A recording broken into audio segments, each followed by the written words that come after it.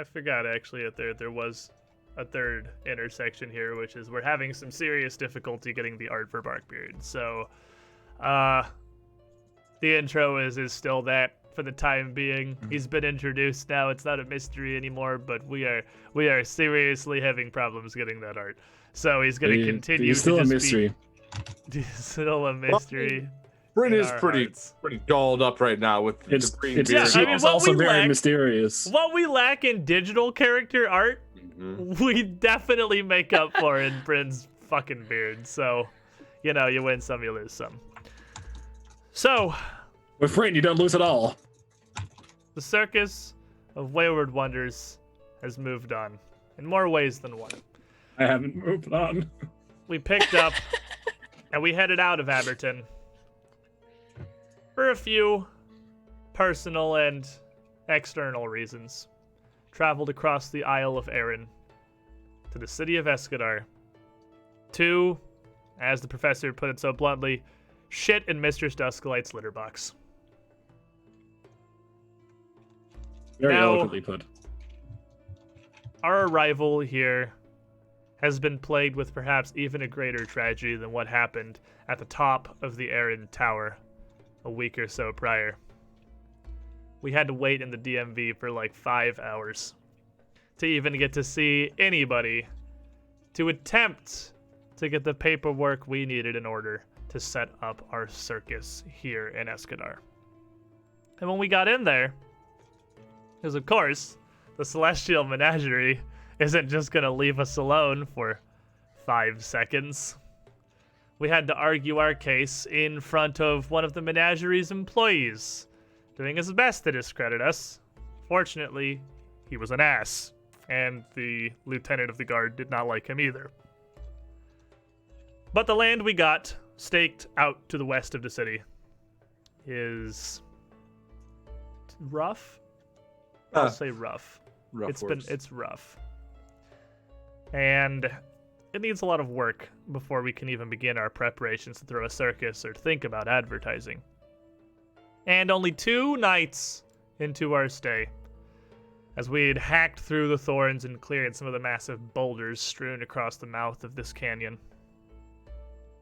a pair of wolves rushed out from the darkness, and the blink of an eye had made their kill, leaving one of our performers here, Bartholomew, dead on the ground.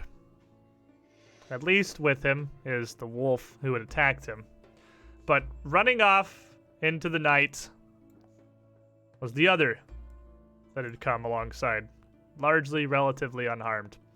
And in a brief moment, he'd thrown out some dancing lights to illuminate the path into the heavily forested canyon, before realizing that you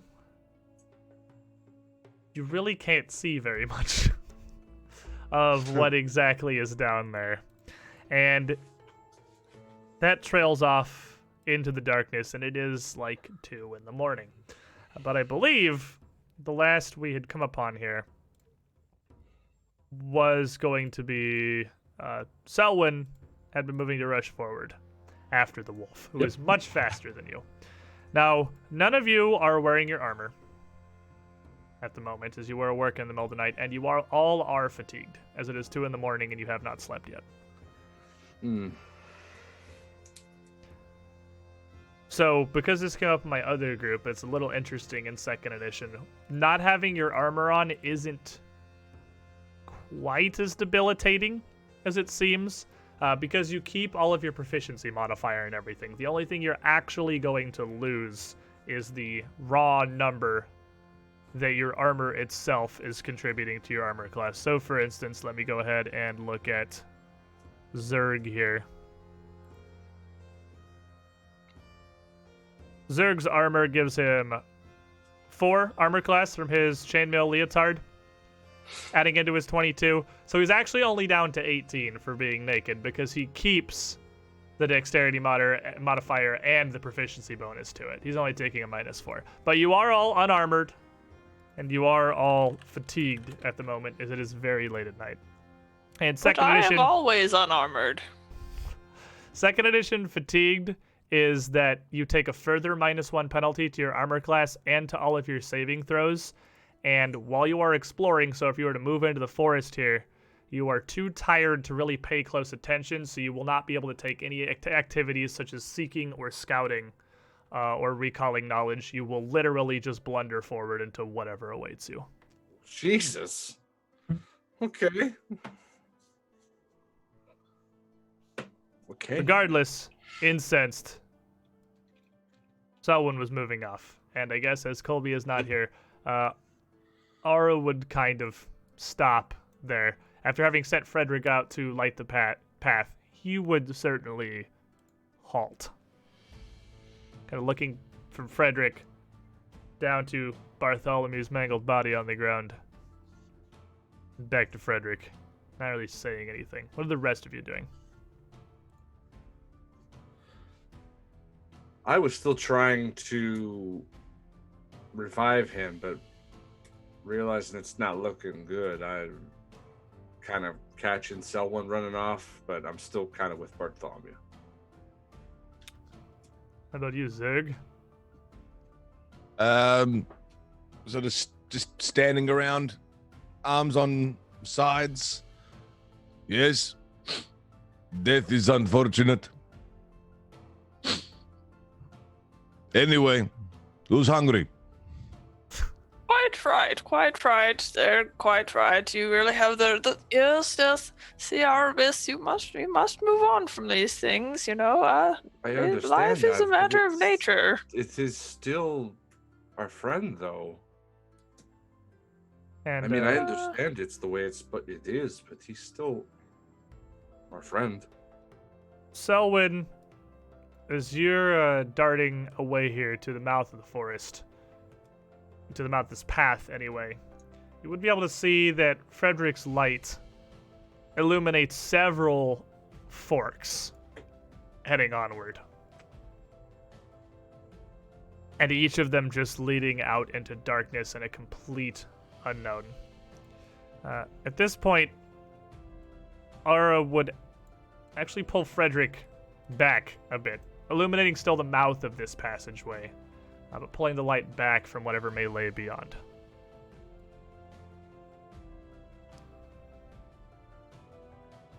And I look back. It's no one's coming after me. Yeah. Believe anyone is. Ara would be watching you.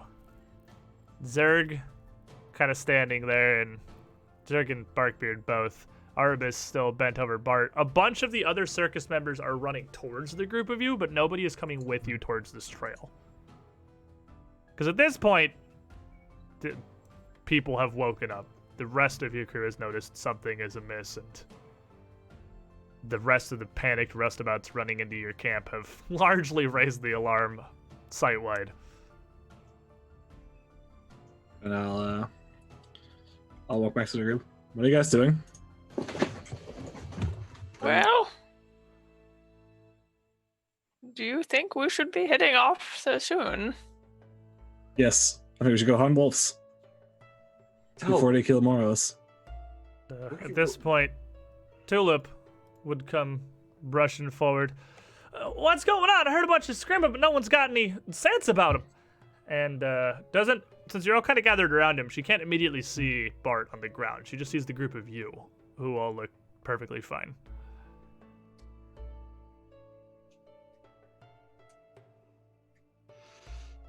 Well, you know, Tulip, this place sucks.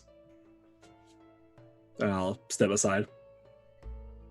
And amidst this overgrown patch and all these brambles and grasses here, she'd have to come pretty close to see either the wolf or Bartholomew. But she comes forward, still looking around, seeing the light, the dancing lights are as spell off in the distance. Did something happen, or did someone find a snake? And she sees, as she gets closer, the dead wolf first, as it's a bit of a larger creature here, and just kind of steps back a bit. Oh, well, I can certainly understand, given that meeting a wolf in the night ain't nothing to sneer at. You You all might right, want to honey? look a bit further on. And in a fairly thin and plain nightgown here, he's kind of trying to pick around these brambles. Well, I just got up. I ain't got nothing much on for trailblazing, and takes a step over and then I'll gets to cast see light. a bit of the cloak. Yeah. And then with your spell and Bart's cloak visible, she stops and kind of color drains from her face. And she steps back immediately. No. I'm sorry, Tulip. I tried to save him. Just kind of sighs and composes herself a bit. This. Really? What was he even doing out here? That lad had arms like a twig. Surely he wasn't helping clear nothing. He don't smoke. What was he sneaking around in the middle of the night for anyway? It's as good as mine. So, no. He's not.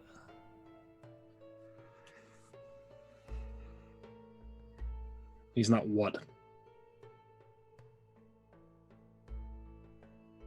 You know. I think I know too. Yeah. But. And she looks over again towards Frederick, the light, which at this point Ara would have brought largely back from the tree line over around.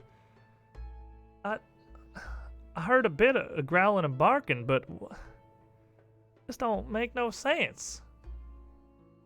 This wolf just run up and attack him out of the blue? It does seem rather suspicious, but that I mean, maybe we come at a bad time. Maybe they all see this as some of their territory, and maybe they just in heat. It saw as competition, but that's. I can't imagine the stars aligning against us that cleanly. I don't know. I don't. The stars hate us. It's pretty clear to me.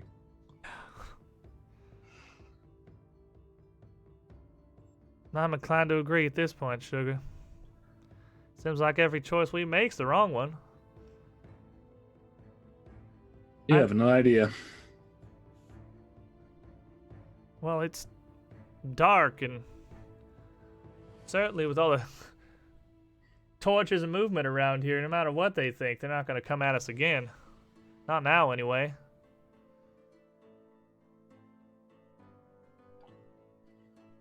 But Where'd you go looking for him? looking for what, a wolf? How many were there? Yeah. What, in the middle of the night? Bumbling through a forest and the... God's knows what? there were only two, and it was odd. I ain't never heard of a wolf pack. It's only 2 members. I mean, they may have been a mating couple, maybe defending a litter, but... Here, if you... Out here, though? And she kind of picks her way over these brambles here, hitching up her nightgown a bit to her knees to pull through this.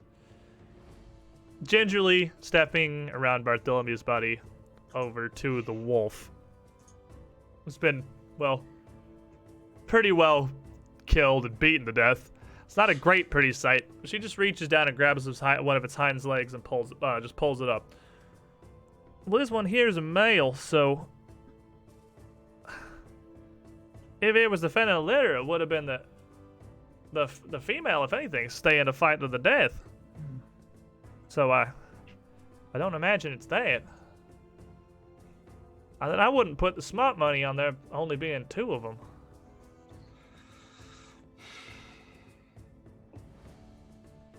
There's probably more.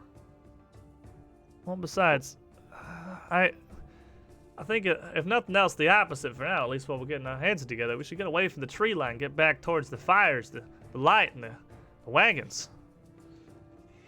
Maybe they just... I mean, he was a small fella. He was out here alone. It's not impossible. They just thought it was an easy meal, but... It seems still, unlikely given we had a watch. And that, and I'm certain he wasn't just standing out here in the darkness. They seemed fairly, had quite a bit of bloodlust, I would say. They were not being in the forest, I've known wolves to take their hunts a little more carefully. You don't think it's more the druids, do you, love? You think they'd come up from Aberdeen after us? Nah. If anything, it's the Celestial Monastery. It's Well, not this going to be seems the the druids. same kind of plagues that Aberdeen been dealing with. Insane animals, stalking, fighting, hunting, cameras crashing. Not sure what just happened there. I don't Lots know. of ways of driving an animal into a frenzy. So, bear with us one moment here as we are having a bit of an issue. Is Twitch So, being Twitch? No, I think Shemu turned his camera off. Oh, nice. Oh, Well crap! done. Camera disconnected, which means Excellent I work, Shemi need 36. Hold on. There you are. I need to disconnect and reconnect this camera, and then I need Mono to disconnect and reconnect his camera. It's Monday. That should put us all back together. There we go. Your failure. The good news is that I have recently discovered that studio mode exists in OBS and that I can, arrange things without being on the scene. I didn't know that for literally 6 years of live streaming. I just discovered studio mode. So that's pretty cool. Sorry about that. There's our technical issue for the day. But in any case, we can talk about this closer to safety. We should definitely get away from here. We don't want them to circle back around. Someone... And she just kind of gestures down to Bartholomew's body. Zerg? I think that's a job for the strongest man alive. Everything is job for strongest man alive. You really have to rely on Zurich quite many times. Yes, all right. What you need biceps for? Carrying She's a dead standing corpse. there gesturing to Bartholomew's body. Oh, we're not gonna Oh, leave him here, that! honey. I forgot about him. Okay, fine, whatever. And I just sort of grab a hand and start walking. Just dragging him through the What? fucking thorns. Huh. With a shake of her head, briefly pinching the bridge of her nose. Tulip follows after, as do, I imagine, probably the rest of you. Back towards the camp proper, towards the wagons and the light and the torches and some degree of safety. As you get back in there, at this point, the word has largely gotten around through the camp, and everyone seems to be on edge. A lot of the roustabouts and Sig and even Ilva and some of the larger, more physically formidable members of your circus have gotten their torches and whatever clubs, mining picks, or logging axes they have, and have formed a bit of a perimeter around most of your wagons and your setup here, eyeing out into the darkness to see, well, if there is anything to be seen. Near the center, you have Cubby, the Camboni family with their children, and the professor, all kind of around, sort of discussing what there is to be done. And as the group of you return back into the circle, the professor notices you and motions you to come over as well. Well, we've gotten all kinds of crazy stories out from the help. What happened? And he sees Zerg dragging Bartholomew behind him. Is he all right? He Oh no. look He's heralded. terribly... So again, then. And so soon into, well, hopefully leaving us all behind us. Well, so much for that stroke of luck. Where should I put this? I suppose that's something we'll have to deal with later. I guess just leave him for now. Okay. A heavy drop of the arm and walk away. Well, what happened out there? I've heard stories of wolves, raving packs of them, out in the trees. Barkbeard, you were up, weren't you? So I was. I was just patrolling as usual, and some wolves came out and attacked, and I changed into a tree, naturally, but they seemed rather bloodthirsty. It's not common behavior, I would say. They seemed, once they lose the fight and circumstances change, they would rather normally go back and recoup, but they went after him and he died before anyone could get there. But I suppose it certainly makes sense that no one should be leaving the safety of their wagons for the rest of the night. We should certainly keep a watch up then and, well, make sure no one else is caught vulnerable. Damn. How does this keep happening? Well, in any case, there's still much work to be done, and, well, show must go on and all that. All that. No one's seen anything as of yet. At least I haven't heard any more screaming, so I guess the best we can do for now is head back to sleep and stay safe as we can.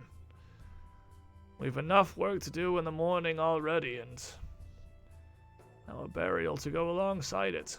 Well, look at the bright side. We've certainly got to be getting good at that by now. Right. For levity, I suppose. Humor is as good a coping mechanism as any other, so I've been told.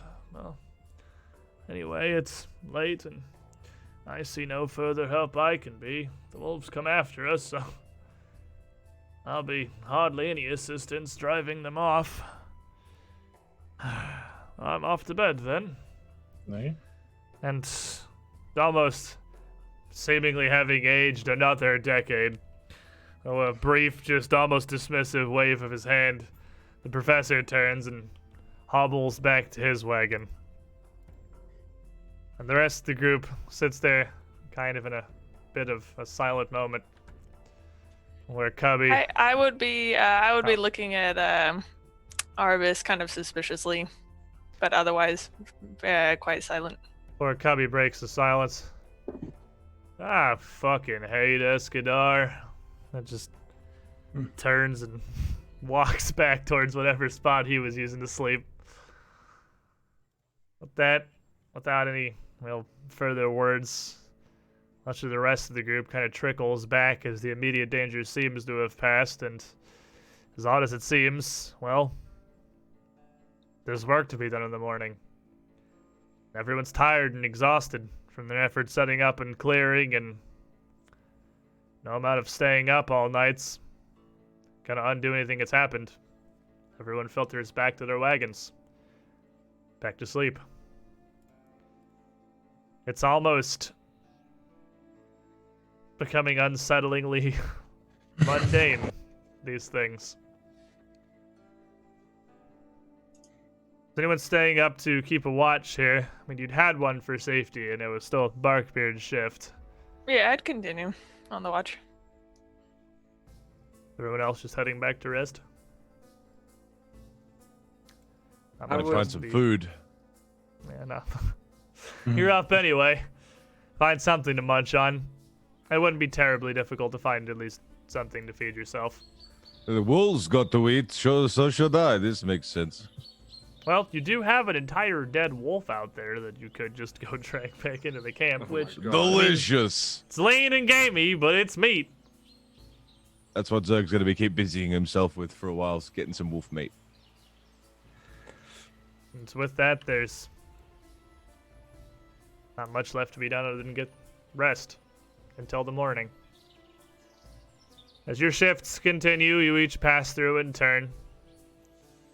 You'd awaken in the morning at the very least physically refreshed, if not still somewhat unsettled. Some work would have been done by the roustabouts in the night to at least do what they'd done for Thunder at the beginning of the show. A sheet laying over him, but his body still just laying between two wagons on the southern side of your camp. Just a human-shaped lump under a sheet of burlap.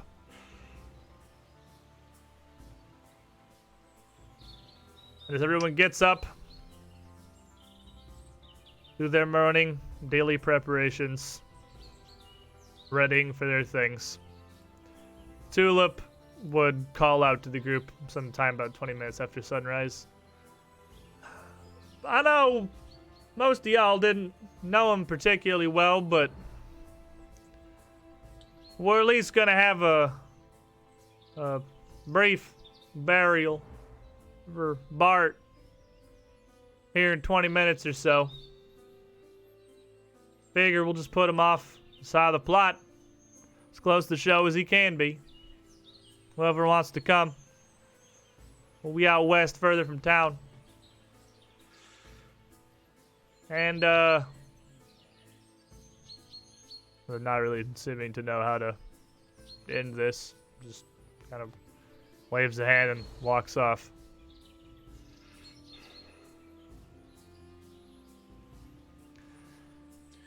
Yep. I'll get up out of my wagon and follow. I will follow Selwyn. I will follow Arbus. Zerg's still sitting by himself, eating once again. Are you coming with us, Mr. Batsky? I'm almost done eating. Almost. I'll be there in a minute. Okay. So anyone who would follow around, it'd be brief and simple. Whatever there really was. Because again, Bartholomew had just joined the circus pretty recently. He was very excited just to be included and very determined to prove his worth. And the professor briefly says as much, highlighting his constant enthusiasm, almost to, well, the point of recklessness, as some would see it. And after some just brief words, nobody really knew him. So unless one of you does, nobody really declines to follow up with any kind of eulogies or anything, and everyone sees fit to lay him to rest in the simple hole on the western edge of the plot that the roustabouts had dug. I would take one of the flowers out of my hair and I would leave it on his plot. And as soon, well, no sooner is the body buried than everyone returns back to work. Still a plot to be cleared, and if you don't put a show on within the next week and a half, you're going to be ousted from Escadar. And that's everyone's livelihood at stake. So after you all finish up your preparations, as the sun has at least risen to bring some light to the land, what's everyone doing? I think I know what at least Selwyn wants to do. Yep. What is that? I'll give the GM a chance. Well, what do you think I want to do? I'm going to go ahead and guess that you want to probably get some of your fightiest friends here and Go try and track investigate that some wolf down. tracks down the clearing, see what the fuck happened. Selwyn, you want to kill the wolf? No, I want to see what put the wolf out here and kill the source. Or find the source. Killing is negotiable currently. He didn't commit the act. It was the other wolf. They both went into camp of an act you said it was extremely unlike wolves. So either they're... Selwyn, I thought they were done. No, that's I'm not doubting your expertise. I'm not doubting your knowledge. I'm saying that either those were atypical wolves, which I doubt, or something spooked them, or changed them. And I think the source is probably going to be in the woods. There may be a lot more too, and then we're directly walking into their domain, which they will protect. All right, and then we'll defend ourselves. It was rather odd of those wolves. They were acting not as usual, so maybe you would be liberating the wolves of Arbus. Well, one thing's for certain. if the group of you are to head back down to the southern end of your circus plot here, with the light of day, it's much more clear to see around and, well, what there is, and even to investigate. The tree line at the mouth of the canyon is very thick and heavily, densely forested, making it near impossible from any distance outside to really see through. And the large granite hills of the canyon itself rise up to the south and to the east. This sheltered area between them isn't even particularly large, really. It's maybe 100, 200 feet across. And since these stone walls are so severe, it's almost as if they have channeled all of the area's vegetation into this one overgrown pit. And as you saw last night, and as you saw when you first arrived, there are visible here 2 fairly clear trails leading into the tree line. One which the wolf had followed up to the northern end, and another one to the south which looks like it's been untouched for some time as the way is blocked by a massive, gnarled, fallen oak. A lot of the roustabouts that were out last night saw some of what happened, and they are treating the eastern passageway here with some skepticism. So there would be a few of them further along the tree line to the southern end, choosing instead to head down there for their logging and their firewood. About as far to the other end of the canyon as they could get from where the wolves had emerged. Alright, time to walk in. I'll put on my mask. Can I check to see? I know there's a lot of footprints around, but maybe like the ones of a wolf running at high haste that I can kind of follow. Yeah, absolutely. As you move forward up to the edge here, go ahead and make me a survival check. It's a very poor survival check. I might want to re-roll that survival check for the day. I will re-roll that. Look at this, re-rolling things. I'd like to mark this occasion as the very first roll. I know. Okay, 23. The first roll of the day. First roll, session reroll. With a 23, you would be able to follow the trail of the wolf down to the mouth of this passageway. And while you're here, you can see that actually there are a wide variety of paw prints moving out through here. Some of which are in fact very fresh. It looks like Tulip isn't wrong. There's significantly more than a pair of wolves here. A whole pack of them look like they make their way through this passage fairly regularly. She also may not be wrong about you intruding on their territory. More importantly, you notice that 2 sets of these tracks stand out from the rest. They look very similar in general shape and nature, but they are much, much larger. I will. Would I know anything about a larger wolf tracks with my nature knowledge? So yeah, if you want to recall knowledge as you're going along. So Barkbeard is going to be tracking to follow this trail. You can recall knowledge as well as you progress to see with that and what further science you find what you may know. And you can definitely start right now. What's your nature modifier? 11.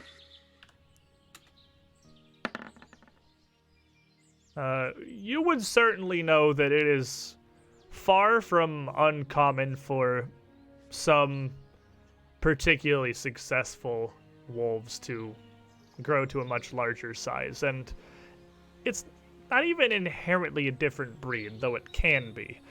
These supposed dire wolves do fairly regularly mingle with the, I guess, lower ranking members of their kind, and are very similar, possessing almost more of a strange canine cunning than even the smartest of their brethren.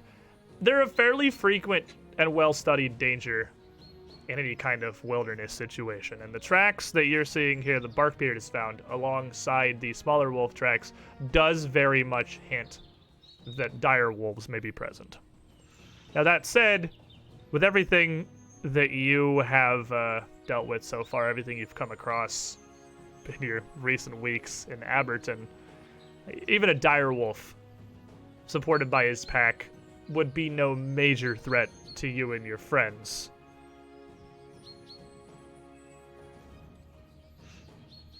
Right? Might be a couple dire wolves with the pack, but I mean, what is our goal here? To find them and do what, Selwyn? Find the source of whatever lurked the wolves out here in the first place. You know, Might just start be their walking. home. It could be as simple as that. Nah. I do find that unlikely. So, Selwyn, what are you going to be doing as you're heading? I'm into the forest sneaking. here? You'll be trying to keep yourself kind of Hidden, yeah. hidden at least. So I assume it's probable that you want Zerg at the front. I Yes. would imagine, as he is Yeah. the large half-orc man that is here to do large half-orc things. So, as the group of you proceed, I'll go ahead and put you this way, so he's got a little bit of a lead down into the I can, forest. as I'm tracking things, I can also be up front. Okay. Mhm. Yeah, go ahead and arrange yourselves however you really want to travel here. I'm not going to try to restrict you. I'm just Whichever way we're going, I'll just be next to Put you Zerg. Okay. So as you move here, you can see that this pathway does split in a few directions, and this is where you'd seen the wolf disappear last night. But now with the light of day, it's clear to see that this leftmost fork doesn't really lead a whole lot of anything. A thin trail cuts to the east, ending at a very sheltered glade, with a small, very clear pool of water, actually. That does look like it has a bit of motion, although it may be fed by a spring underneath or something similar. It looks like it may be a fantastic source of water for the group of you while you're down here.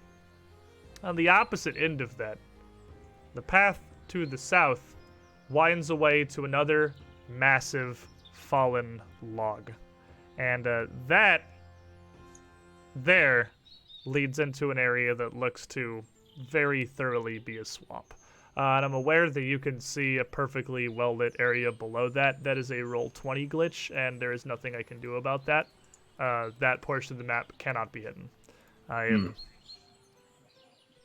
very unclear as to why, but it just Yeah, is it's what okay. it is. But yeah, it's broad daylight anyway, so I mean, you can see pretty well regardless.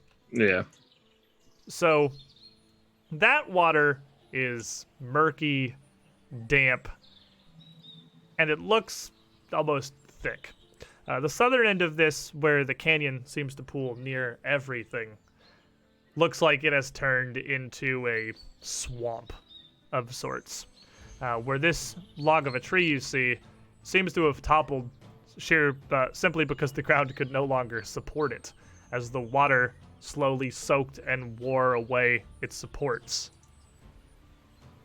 The third path is much more standard, cutting forward ahead before shearing off to the east as well, towards the cliff face. So I Should we wouldn't take be the able to clearing tell. first? Come. Okay. Yeah, sure. Now, Barkbeard, as you are still following these tracks here, you can tell that the tracks proceed down this center path. The whole pack seems to travel that fairly regularly. There are a couple errant splits on either of the other trails, as of course this is probably its territory, but none fresh and none the main walkway. Well, if you'd like to check out this fresh water while we're here, we certainly may. But the trail does lead that way, but I am not opposed. We have plenty of time. Just in case, if it's a source of fresh water for the circus, then it's worth noting. So Zerg, as you guys are traveling through the tree line, what are you doing? Barkbeard and Arbus right now are trying to follow the tracks of the wolves, while Selwyn's kind of staying hidden on the tree line. Zerg is seeking, but kind of looking for danger, but more looking for something to hit. seeking targets, seeking Yeah. prey, perhaps. Seeking targets. So as you head around into the glade and come into this clearing, you can actually see that it is occupied by what at first looks like a massive sleeping grizzly bear. A huge creature that is in a near hibernative state. Does not even appear to react.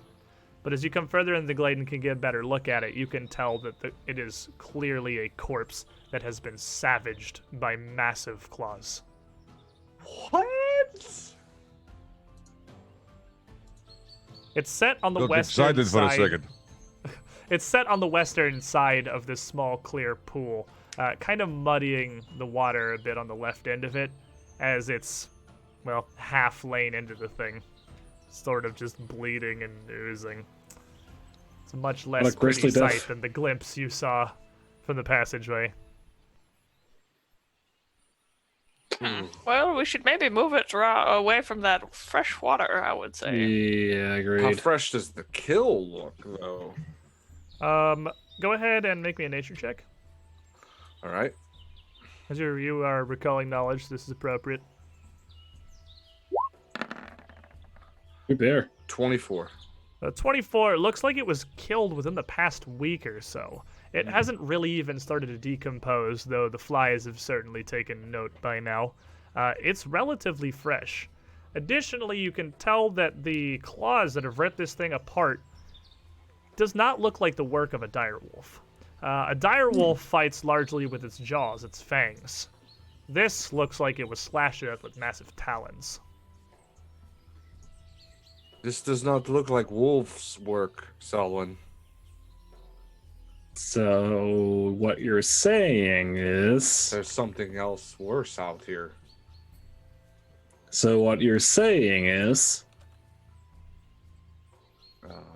Did Let's go fight. Let's go. Come on. I want to find this thing.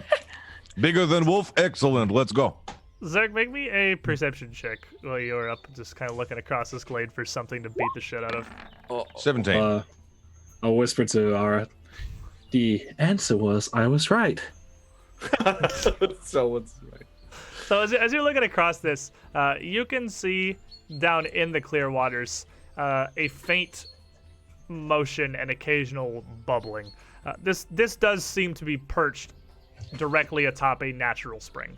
And where the body of the grizzly bear moved away, it would be a great source of clean, fresh water. The single tree here in the glade that's grown up out of it is a massive, knotted and gnarled oak that looks in spectacularly better shape than the rest of the trees around. It has fed gloriously from this pool. You said a bubbling in this thing right in front of us. Yes. How in this how pool. big is this water? It looks like it's probably about 3 feet deep or so. It's like waist deep. I dive in. Oh, Jesus. All right. Fair enough. Seeing, well, Fair enough. it's mostly clean. Zerg just jumps right in. Well, no And it's- longer Right, clean. right to where I saw the bubbling. Now it's fairly warm out here as spring has marched on. It's pretty solidly in the mid 80s probably, and this cool water feels great. But as you jump in, eyes targeted on something. Is there gonna discover what a spring is? He's punching the water. Oh, my. There's something here. Punch, punch, punch, punch, punch. Splashing this water around as he does. Why An is he interesting attacking way of water like that? Is that some sort of orcish Might- dance? might be a cultural thing. That's what I was thinking also. Oh, I've never told you this one. It's very bizarre, though, to just viciously attack water. He's gonna It does stand appear up. that Zerg is beating the shit out of the kiddie pool. He's gonna stand up. It's gone. I protect all of you. There was thing in the water. I think I killed it. All right, good. He's gonna- What was it? I don't know. Something breathing or something. I don't know. Was it like a fish? To use. Look at me. Do I look like I don't know what fish is? Yes. Very I mean, most upset with people- all of you. Dripping wet is going. So it's just going to meander just over back here. Heading dripping. back. How about the rest of you? I'll drag the body away from the water, so it does not Alright. contaminate. So moving it up at least into the trees here on the west. You can deal with hauling it further away later now that you know it's here. You get it out of the pool, and so it's Yeah, that's all I care about. not If it's out of the water, rotting it's in your fine. water supply. Yep. But this will allow Well- you to clear this area much more quickly, not needing to go all the way down to Escadar to use the town's wells. Perfect. I guess Fresh we'd better water. head out this way then. I guess we could tell the people since they're literally right around the corner. We could. I don't know what just happened to Barkbeard. I don't know. Oh, I'm in. Let me see here. You literally jumped across the entire map. I have no idea. But give me a See you brief later. moment to hide all of the stuff that just got revealed. Oh no. Sorry then. I don't know Yeah, what Cool. happened I've there. got no idea what happened. Roll20 seems like it's working about as well as Twitch today. I see. The problem that we're having here seems to be that the hiding feature just doesn't work at all on this map for some reason. Okay, well, we work with what we got. Anyway, you make your way back to this central clearing. This is gonna be a tech issues day. It's okay, we haven't had one in a while. We've been well overdue for a constant problems stream. All right. Okay. So do we want to just continue on the trail then? I suppose. Perfect. Off we go.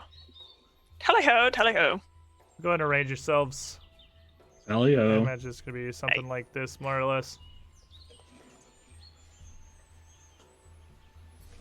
And so you continue to make your way down the path. I'm having incredible difficulty dragging your tokens. It's phenomenally laggy. So, Welcome to hell. Roll20's just barely working today. Bear with me, please. The universe No. does not have any more signs it could possibly be sending. We have all of them. But this We're trail going leads into a cave. This trail leads around to a pretty open cave face. The forest ends pretty abruptly against the massive granite slab that is the cliffside here. But a huge cave mouth yawns open in its side. It's 10, 15 feet across in each direction. A massive hole leading into an equally enormous chamber that you can see into here. This front room fairly visible in the light of day streaming down through the trees. But inside and beyond, it seems as though it is going to be pretty dark. I will Well- cast light on Barkbeard. Well, solved. Why, thank you, good sir. Or madam, I guess. That's how you people classify things. You can call me whenever you want. Well, I regret it immediately. So Barkbeard's still following the trail of these wolves leading into this opening of the cavern.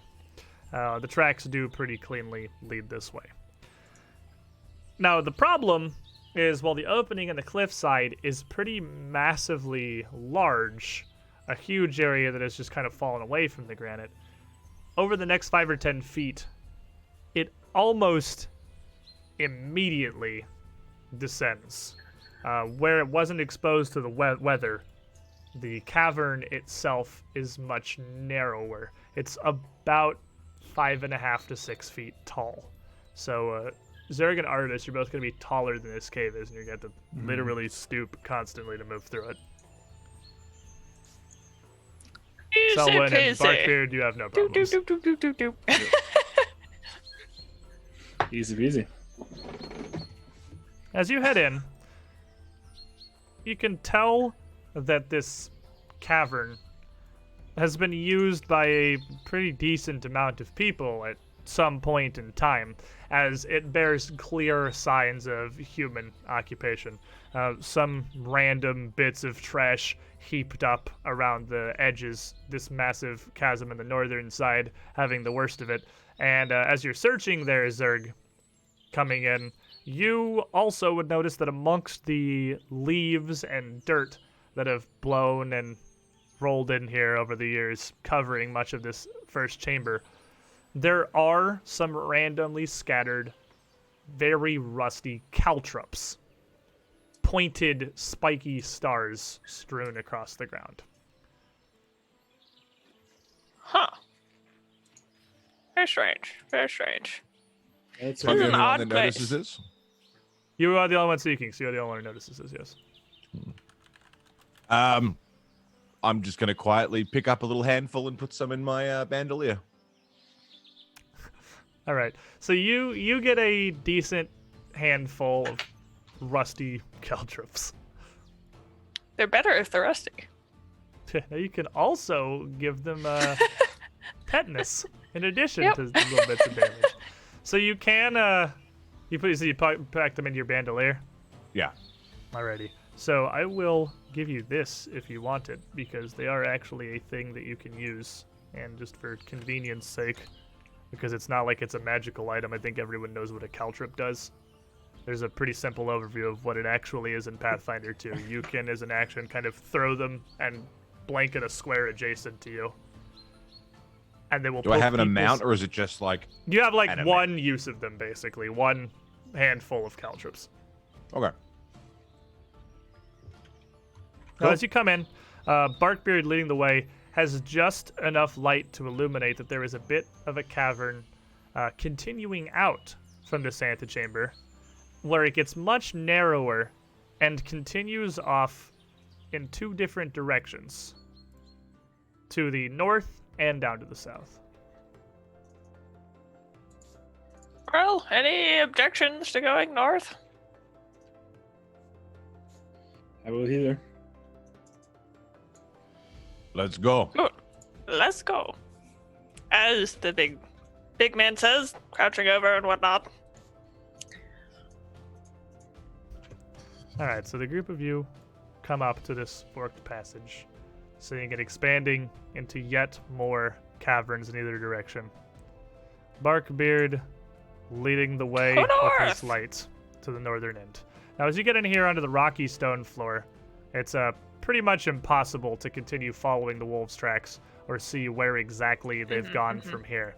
But this northern chamber, still very small, clearly was inhabited by something a little different, as there's a couple of crude holes that have been chiseled away in the walls of this cave, with ancient, burnt-out handles of torches jutting from various places.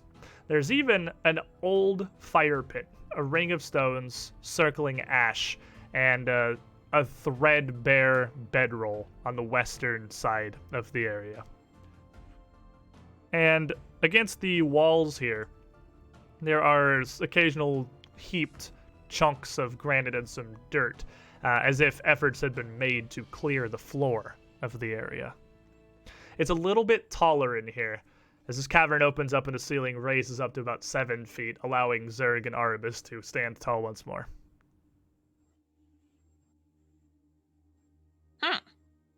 Weird. Well, seems as though someone's staying here. Let's go find whoever it is, I guess. Oh, As you come into this, Zerg, go ahead and give me a perception check. If Barkbeard doesn't object immediately, Zerg wants to like kind of pick him up by the scruff and use him as a lantern. I am a great lantern, I'll have you know. Just holding Barkbeard. And just having sort of look around. And what am I rolling? Perception? Yeah, give me perception. 23. 23, you find a couple of things. First of all, tucked into this old bedroll, there is almost a loose leaf notebook, several sheets of parchment just bound together with simple leather cords. It's a journal of someone, and it looks like it hasn't been touched in, well, some time. If you thumb through it, the first entries appear to be from 4700, 20 years ago. And flipping I through throw it... that at Selwyn. Never mind. Throwing it at Selwyn, who flips through it, I imagine, to see if it has Yeah, I anything can of read. value. It's definitely a diary, if you care to read through it. Yep, But as I you... would. Okay. As you quickly flip through, though, you do see that there's a bit of a map included. A fairly rough sketch of the cavern system. Helpful. Yeah. Laying out much of the area to the southeast. Ah. Clearly this was kept by whoever it was that was living here for some time, and as Zerg is rooting around still trying to find things, you would actually uncover behind one of these little piles of granite chunks that have been cleared away from the floor, there is a small cache. And inside it, a tiny chest. A teeny tiny chest? Like, Yeah, like a little chest, maybe about Teeny 6 chest. inches across, maybe like 4 inches tall. And it's set back into a niche on the floor of the cavern. I put Barkbeard back down. Quite, Hey, quite. Somebody want to come have a look at this? I cannot open this. Big fingers. I've always wanted to try my hand at this, fiddly things. I've heard lock boxes and such. Very I'll interesting. check if it's locked. It is not. It's not locked. I'll just open it. I've always wanted to do. This is this is not as challenging as I had once thought it would be. Simply Very good at flipping up the lockpicking. latch on the front of the box. Barkbeard pulls out this small chest to reveal that there is something else cloth folded up and tucked behind it in the hole. And inside the chest itself are a small velvet bag and a very fine set of tools. What appears to be lockpicks and shims. Huh. Odd that they would have lockpicks in a box that's not locked. Very weird person we are finding here. Now, this tool set that's in here, the tools are wrapped up in a thin leather case and very well kept. Fairly ornate and an expansive array as well. These thieves' tools, while not evidently magical, would be well made enough to give anyone using them a +1 item bonus to thievery checks to pick locks and disable devices. Who picks locks? Is that when you pick locks? I pick locks. There you go. Pick locks. So you have, if you want to just write down for future Googling reasons, you have a set of infiltrator thieves tools and 2 infiltrator picks.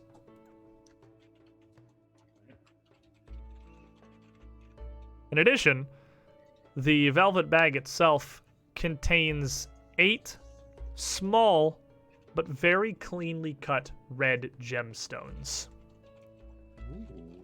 Yeah. Anything else? And a quick observation would tell you that these small garnets are near flawless and probably worth 10 gold pieces a piece. That's some good money in that chest. Can I have a couple of those? Now, the cloth item packed behind the chest in the small hole, as you pull it out, seems to be something much simpler, whereas everything in the chest was literal gemstones or expensive tools. This is a very mundane, gray hooded traveling cloak.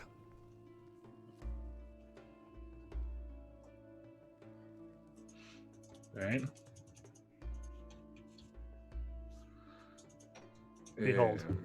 The gear of somebody. Yep. Behold Now- someone's belongings. Doesn't As detect as Barkbeard magical or anything? As Barkbeard's mundane. looking through this stuff here. Selwyn is reading through the journal. It details the exploits, at first, of a pickpocket, but later, one who honed her skills to become more of a cat burglar / home robber. As you read through these entries, you can read the scale of this woman's crimes increasing. You can gain that her first name was Juniper, but she never signs her last, and you're not sure if that's a code name or an actual name that would be recognizable.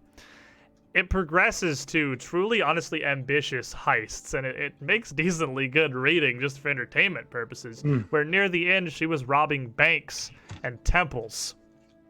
One of the last entries, Juniper confides that she is concerned. She has some worries.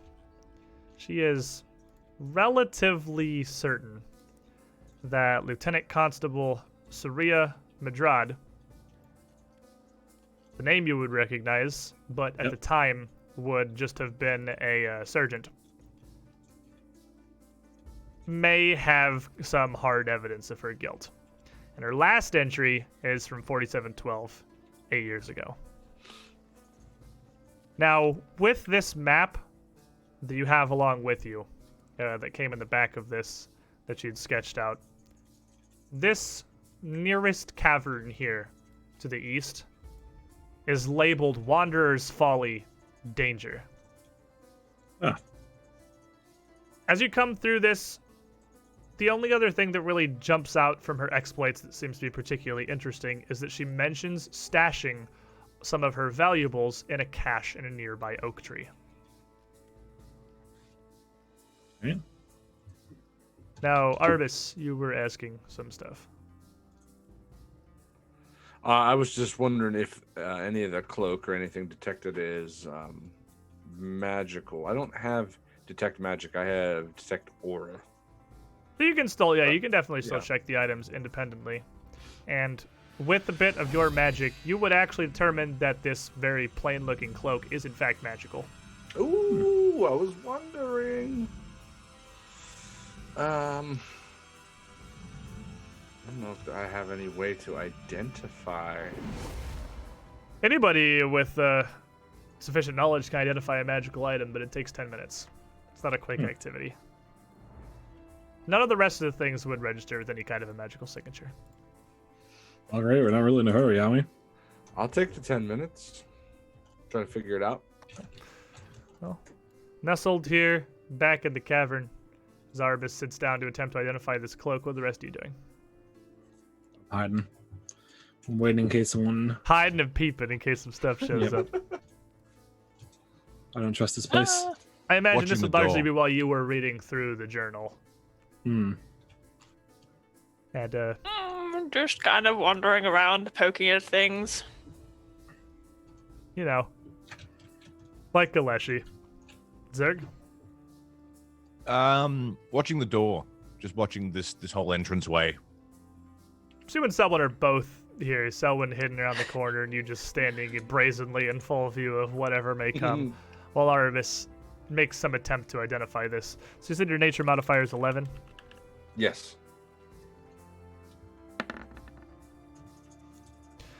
So, over 10 minutes, you use your aura reading abilities to coax out some of the magic of this cloak. And it's surprisingly difficult. The magic itself is subtle, almost hidden within the cloak, and though you can register immediately that it is an item with some invested power,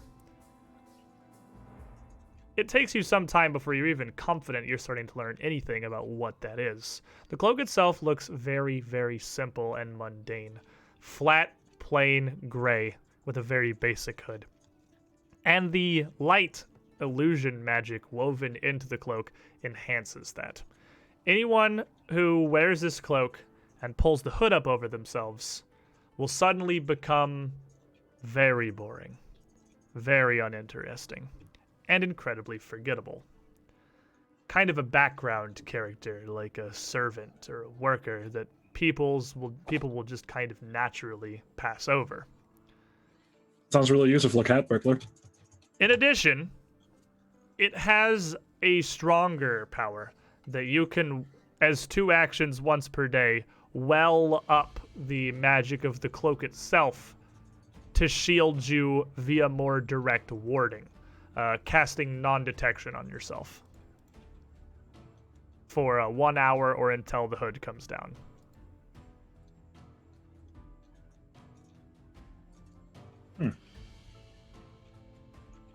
Now, you would know it would be very obvious that wearing a cloak like this would make you better with stealth and deception to hide away, but would natively make you much worse at diplomacy and intimidation. Right.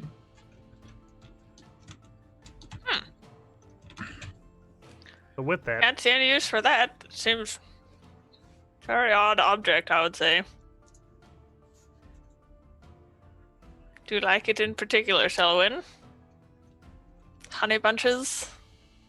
Honey bunches. Lovely acorn. I've heard many people call. If you would like a different name, I have many. I've heard very many in the forest. Normally it's where young people go for less, known subjects, I would say. It's very entertaining.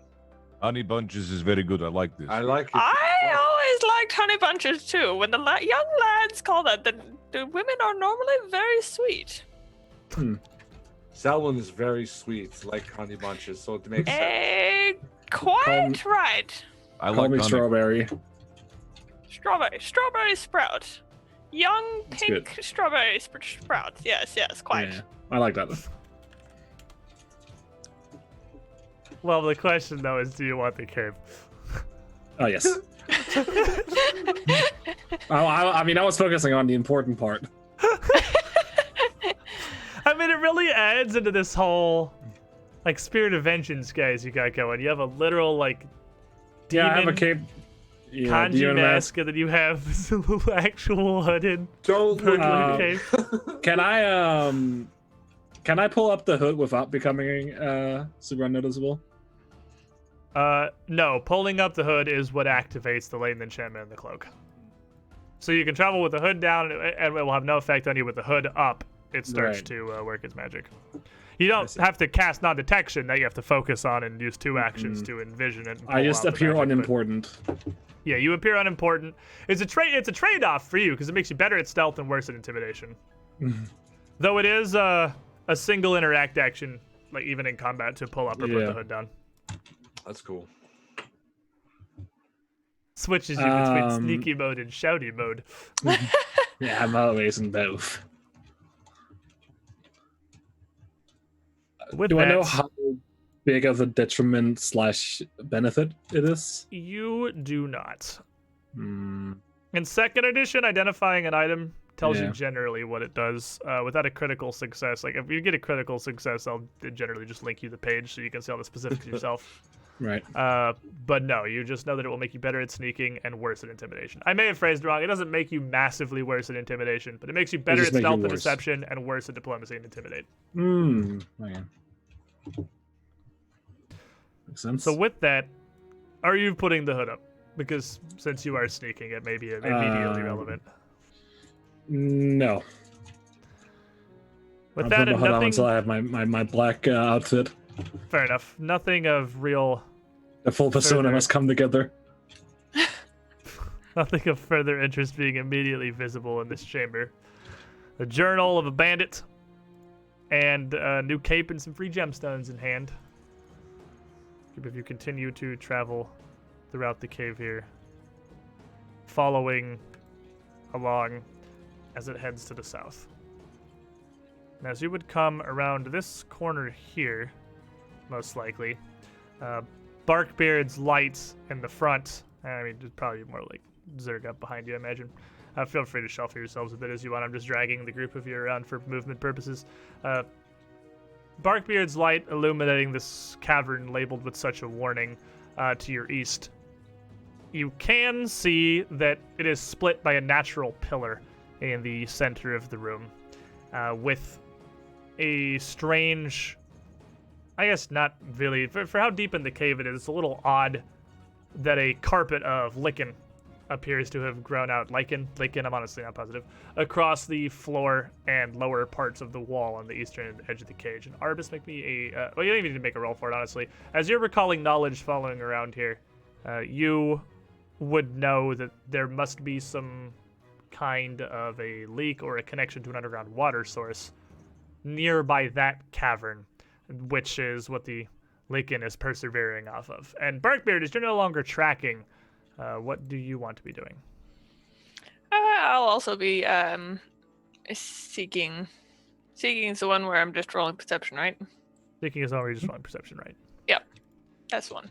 But as you come around and lift your light, that is just your body, into the southern cavern, you can see an oddly shaped kind of oblong cave here, and you would all be hit with a strong smell. A smell of something most certainly living here.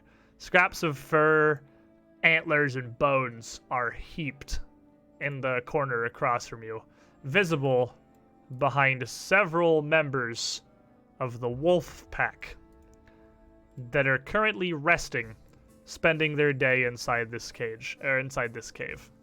But as the group of you and the light comes around this corner, shining into their lair, not only they, but the massive dire wolf standing as their leader, notice your presence and immediately move to defend their territory.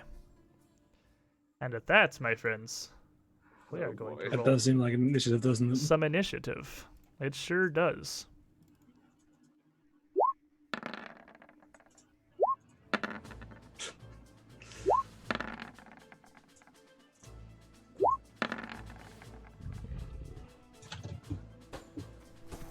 And let me add a whole bunch of dogs. I'd like to give a brief shout out to Paizo's bestiary cards here, because Wolf and Direwolf are on the same card. So that's cool. That makes writing this encounter a lot easier. Alright, so I need to roll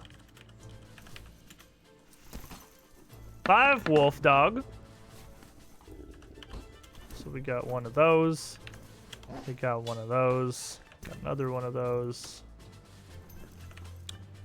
Get him one of these. And one of those. And then Big Chungus.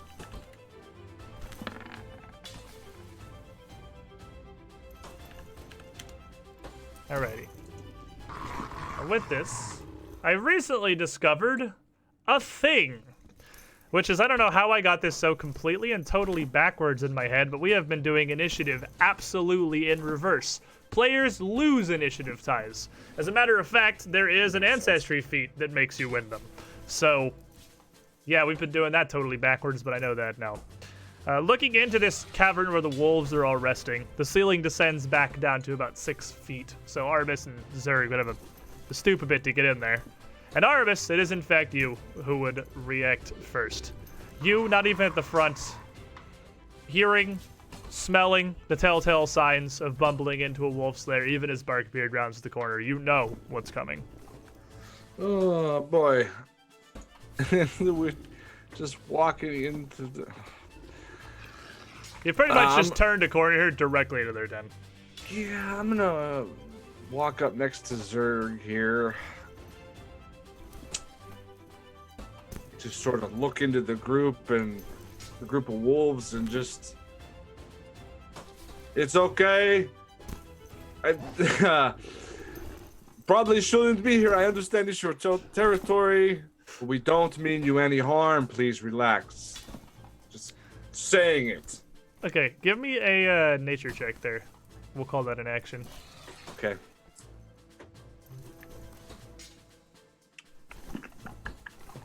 How'd it go? Oh. 30. With a 30, you could definitely see, given their aggressive posture. First off, bumbling into a wolf's den like this, it's near unfathomable. They're going to back down. At this point, they are defending their territory in what they would see as a lethal struggle. But beyond that, these wolves seem to be even more bloodthirsty than you would assume. These wolves look near rabid, almost. I got one action left. As I see the anger and all that, I'm gonna raise my shield a little bit. Caught off guard by that. Please no. Oh. All right. As you do, the nearest of the wolves here lunges out from their den towards Barkbeard, jaws snapping. And he is going to bite towards you for a 12. That I'm significantly smaller than one would expect, and he's not expecting a tree, so he does not hit. He is not. And as he snaps down towards you, almost a warning shot, he then continues on, circling around the group to cut off anything he sees as a retreat. Another wolf will then lunge forth from the cavern, coming around the side, rushing forward in a similar fashion, biting towards Barkbeard with a 23. And that will hit. He'll latch onto one of the branches.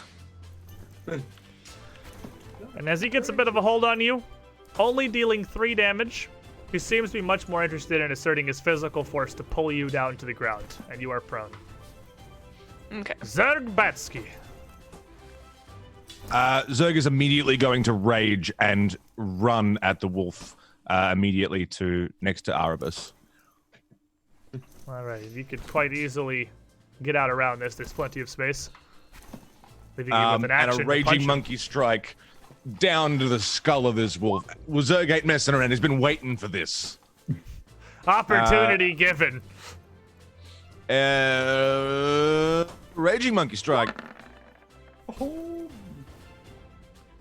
Session reroll. Oh. If it helps, these traditional wolves are normal wolves. They're just plain old mundane wolves. 16 absolutely hits. Oh. Well then, Zerg has The become 9 strong. with a 9 bludgeoning to the skull. with Monkey one, Man is down. He's out. He's roar. with one solid strike here, it is just a standard wolf. And even as you posture for position here, getting kind of almost a side swipe with that damage, it's not going to take a lot of those to bring a wolf down. And if you landed a better hit, you could possibly put them out of commission in a single punch. Barkbeard. So, instead of just standing up like a normal person would, the roots kind of implant into the ground. His legs kind of grow into the ground and stabilize, and it kind of grows up, becoming implanted. So I'm going to stand up and get into position, and then I'm going to just wallop, like bring one of the tree branches down and just wallop this just twice in a row. I think that little symbol there, the tower, is pretty fitting for your mountain stance. Yeah. So good 24 for the first one Absolutely hits. for 14 damage, and then 20. No, that's a -4. So 19 for the second hit 19 will definitely hit as well. for 10 damage. And with just 2 hits, one right after the other, you are actually going to drop this first wolf immediately. And the roots are just continually spreading, like actually rooting me to the ground. Selwyn. Well, I'm gonna move to here. And probably kill off this wolf, I imagine. I imagine so. It's definitely the plan. For a Flanking with a raging monkey. 16 to hit and a 16 damage. Oh man. As I Yeah, with those catch and step powers behind and combined, slash. You absolutely come around and skewer this wolf. No trouble whatsoever for seasoned adventurers such as yourselves. Leaving you with 1 action left, I believe. Yeah, it is. Unless you flurried. I assume you just hit it. I just hit it once, yeah. I mean, I don't need to twin feint when I'm already flanking. True. I guess I'll cast shield. Haven't done this in a while. That's not a bad idea either. As you can see, there are a lot more wolves coming out from the distance. And with that, the floodgates seem to open. They rush forth, bounding around the corpse of their fallen ally. This one, as that first wolf falls, turning and biting out towards Zerg. Teeth lashing forward for a 10. That's a critical fail. Is in fact a critical fail. And boy. with that, he just doesn't seem to possess the strength to be able to bring his teeth to bear against Zerg. Another wolf rushes out, also kind of squeezing up alongside the fallen, trying to bite Barkbeard as he roots. He's gonna bite you for a 20. And that is not, now that I'm kind of rooting down, it is not going to hit. I've kind of really sunken in, and the bark of is really kind of thickened up. And you just are so solid, he's not managing to land anything. So Yeah. attempting to, this quick harrying bite continue on through you, he is going to attempt to scoot past with a 16 versus your reflex DC. Reflex DC. 16. That does not match my reflex. No, he does not. I'm a solid stance here. So he is, in fact, just trapped right there. With that, though, the larger wolf, the dire wolf, works his way out from the back of the cavern. And he is large enough, his snout so massive, that he has no trouble simply biting past his companions. And the first snap of his jaw is going to lash towards Barkbeard once more. A maw larger than your entire body coming in for a 24. Oof. And that's just gonna hit. It just manages to snap around one of the limbs. So as he sinks his teeth into you, you can tell that these wolves work together as a pack fairly effectively. And as you're being harried by 3 of them now, their attack as a group makes each one of them more effective. It's much more difficult to fend them all off individually. The dire wolf is going to bite you for 13 damage. And as you see him close his jaws around Barkbeard, he does not let go. You are grabbed. Last of the wolves is just sort of in the back here, circling, snapping, and baying. Both unable and unwilling to press past his alpha to try and get a piece of the action. Arabis. Oh boy, this is going south quickly. They don't seem interested in diplomacy. Not so much. Well, then let's up the game. I am, with a flicker of my eyes and a motion of my hand, I'm going to cast Speak with Animals on the dire wolf, the big boy. I think pretty sure you can't speak with animals on yourself. Right. I got that wrong last time. It's me. I cast on myself. All right. So throwing that up, you gain the ability to almost converse with this wolf. And this is interesting because it does kind of heighten their awareness. It almost gives you a strange ability to understand as if they were speaking.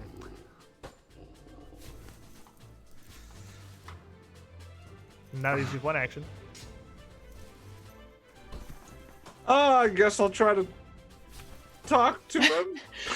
Talk him down a little bit. So, to make a diplomacy check, you have to make an impression. You can't make a request of something like the one action that's not already friendly to you, and it takes 1 minute, so that would be 10 turns to attempt to turn him friendly.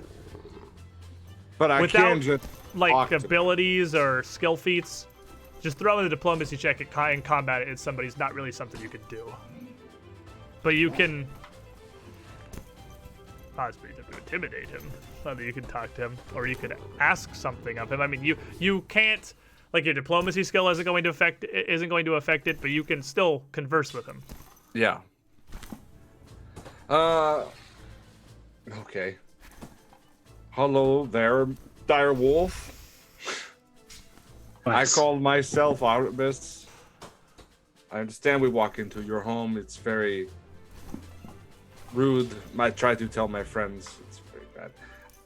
We don't want to hurt you. That's probably 6 seconds per round. He doesn't immediately respond as his mouth is currently full of Leshy. I know. Zerg.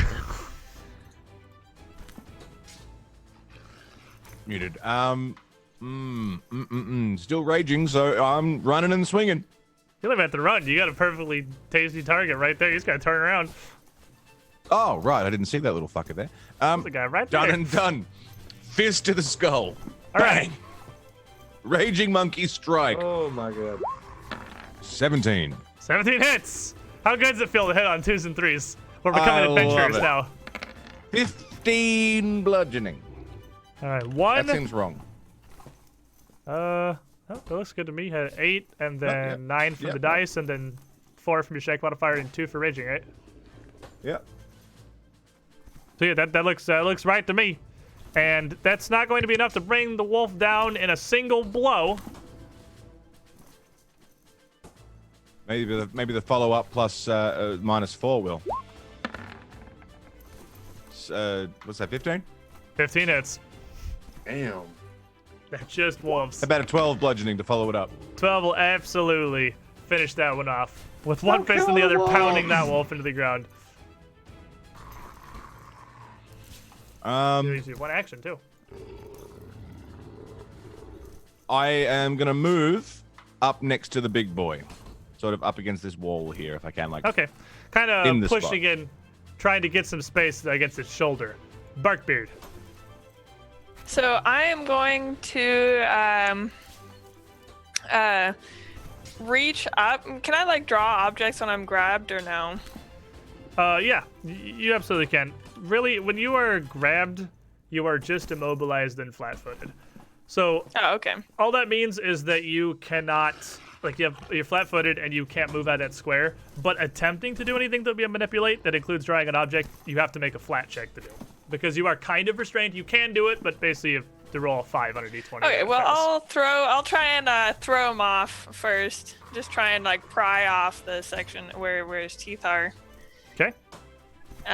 With an athletics Out-muscle the dire wolf. of 26. It works. You are able to force him off of you. And then I am going to reach up, like a little bit above my head, and just almost tear off a huge section of bark. Just like as the bark has kind of grown into a really sturdy material, I'm just going to kind of tear off a huge section of it, bring it around in front of me as 1 action. And I will also raise it in that action. And then I'll step forward and then flurry of blows. That's like 5 actions. No, because I'm a gourd leshy. So I actually take it out of my head and then I can use it as 1 action. Oh, okay. We still 1 to push him off. We have 1 left. You can't step forward and Oh, forward. wait, You can step forward. Okay, so then I'll just flurry of blows the one next to me then. Okay, fair enough. So this one right here, I'll just go in. That's the best gourd leshy flavor ever. You just rip off your own bark, like, shield. Shield. So 27 with 15 That's gonna damage. critically hit immediately. So, with a single swift blow before you can even get into the flurry, that's gonna take this wolf down. No. If you're having absolutely no problems handling the pack of wolves. Selwyn. Oh, you're muted. You muted. I'm gonna hold on till after the big wolf. It Well, the big scares me. wolf. The big wolf sees Zerg pushing up next to it, and it is more than happy to turn its attention that direction. As Barkbeard forces it off and turns into what appears to be an enormous stump that looks unassailable, it is going to pivot and attempts to bite down on you with an 18. Zerg moves out of the way as the jaws hit the wall behind him. And still scraping and flustering, it's going to attempt once more to grab onto you with a 15. Yet again. Before hopping back somewhat, not remaining engaged, kind of sticking and moving here. Selwyn. All right. Oh. I will move in a bit. Can I still see her from around here? Yeah, you can still see the thing right there. All right. And I'm going to telekinetically grab one of the nearby bones lying around and fling it at the big wolf. As that surges up from the pile into him, do that attack roll. Yep. For a 29. 29, you will launch it with great success. I will critically succeed. Sweet. So that's 64 plus 6. Nice. For 21 damage. Plus As 3 I 4s fling- and 3 1s. Right. You That couldn't is ask for an excellent. averager roll on D4s. Excellent so- work, me. Even though that hits pretty decisively, the sheer bulk of this dire wolf is still leaving it relatively healthy afterwards. And the smaller wolf is going to take the opportunity to hop past its alpha. 50-50 on who it's going to swing at here.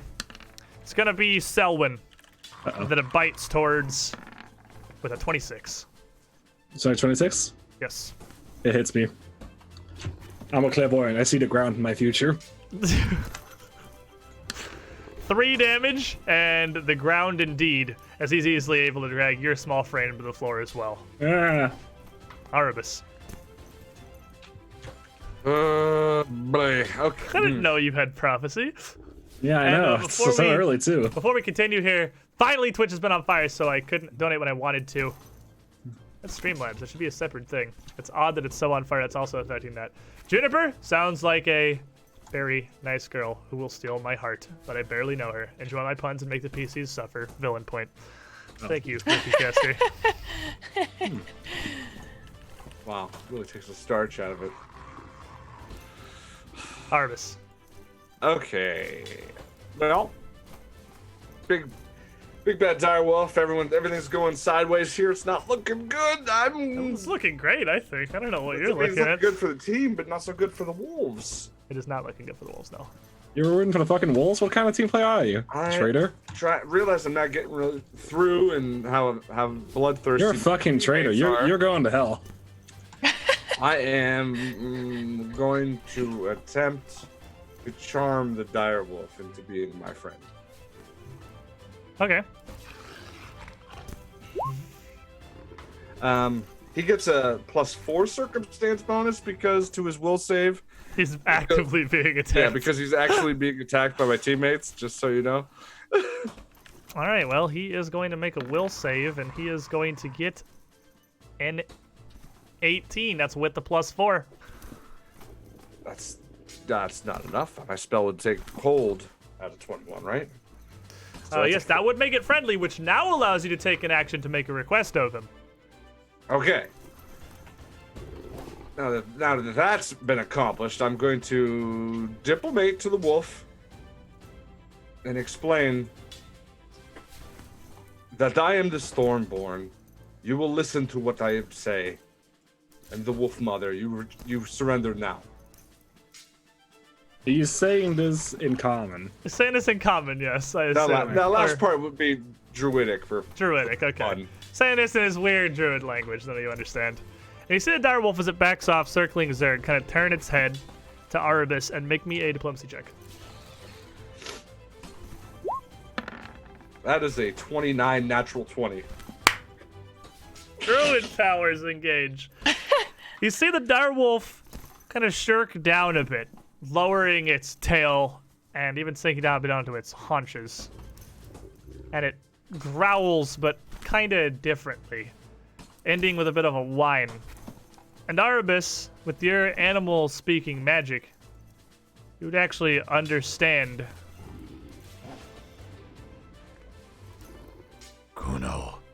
forces us.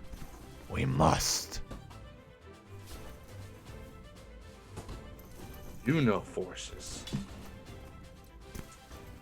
And Zerg, who would all be plain to all of you, the dire wolf seems to have disengaged.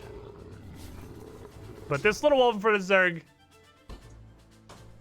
not so much at the moment.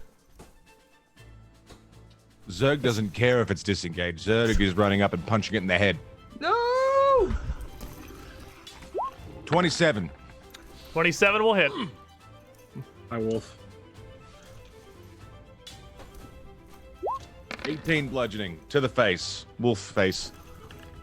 All right, and one more solid blow would certainly do it. Well. Okay. Not so good. 17 is 13 even with the minus 4 13. is in fact it's actually minus 5 when you're raging because your weapon's no longer agile. Your raging monkey yeah. strike loses agile, so it's 12 even, and it's gonna limp backwards with a yelp, barely surviving that last swing. Barkbeard. He is surrendering. Stop! And I would look over at Arbus, much more considering glint to his eye now. Not quite so... Much more considering. And I would... I would hold. I would look to Arbus, and I would hold. The dire wolf is actually just gonna retreat back away from Zerg, back in its corner with these antlers and these bits of meat, kind of shying away like a beaten dog, pressing itself into the corner as it can. And as it does and whines, the other wolf that's attacking Selwyn also moves to break off the attack. So, Barkbeard, you want to keep holding? Yeah. Yep. Okay. Yep. Selwyn. Is it athletics to trip? Athletics is trip, yes. Athletics is pretty much everything that used to be a combat maneuver. Yeah. Well, not get rid of that.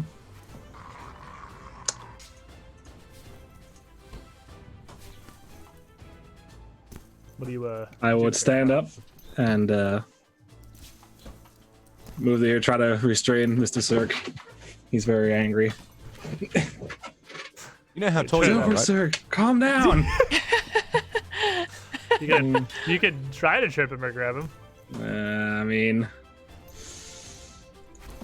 I'm gonna need help. Margaret, someone help me. I'm not very strong. Well, give me an athletics check.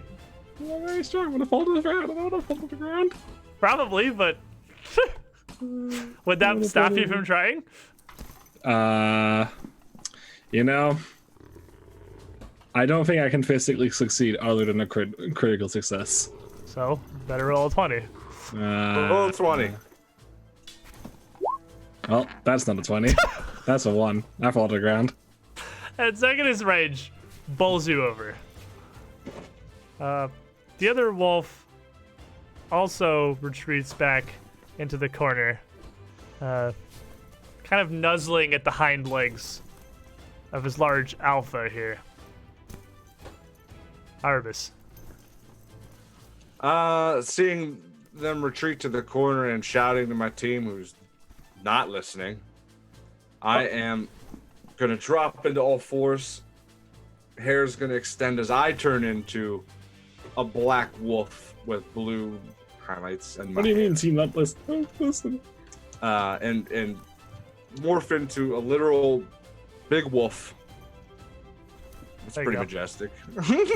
Pretty majestic. It's white, but I got the blue glow and highlights for you. Yeah, that's perfect. I It's dark just it, the so it's reflection. not- I'm gonna go sprinting. So that's 2. Sprinting to in front of them, snarling and facing Zerg. Alrighty. Zerg? Zerg's gonna run up and punch the goddamn dire wolf in the head.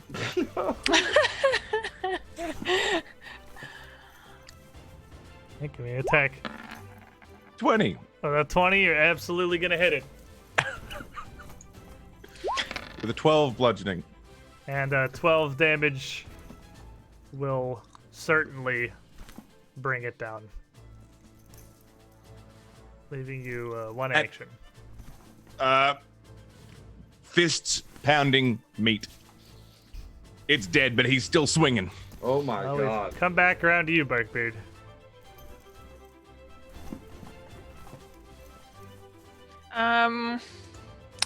Well, It's worth mentioning they are very much moving out into the darkness as you are the only source of light here. yeah, I'm gonna move up, and then I am going to grapple Zerg. Probably. At 22. Probably not great. Into his fort DC. What is your fort DC? Yep. Your fort DC. Muted, man.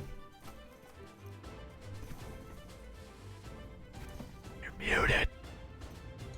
Sir. Of course I'm fucking muted. Is that the number under the fortitude button? It is 10 plus the number under the fortitude button, yes. 23.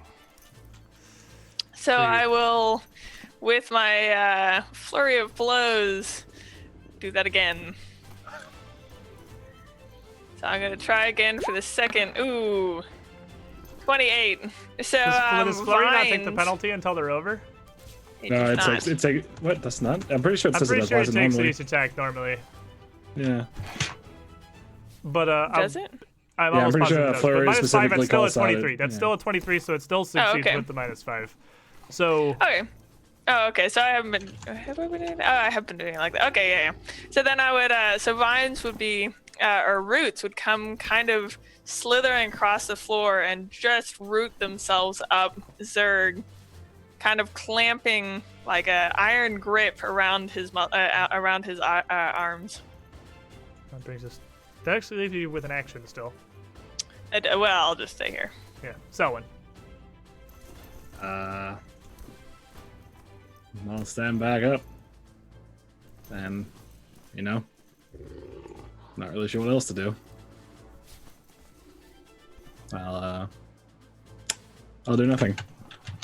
So as the dire wolf falls, this wolf, seeing the group of you attacking, now reverts back to considering you a threat and is going to lash out towards Arbus.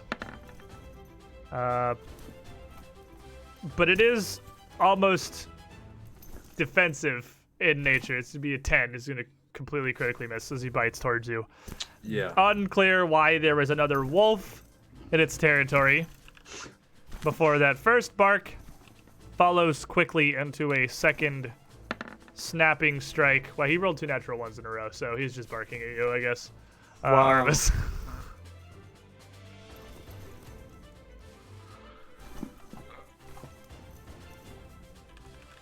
Oh boy. Okay, so just see him like barking and afraid to snap at me, I guess.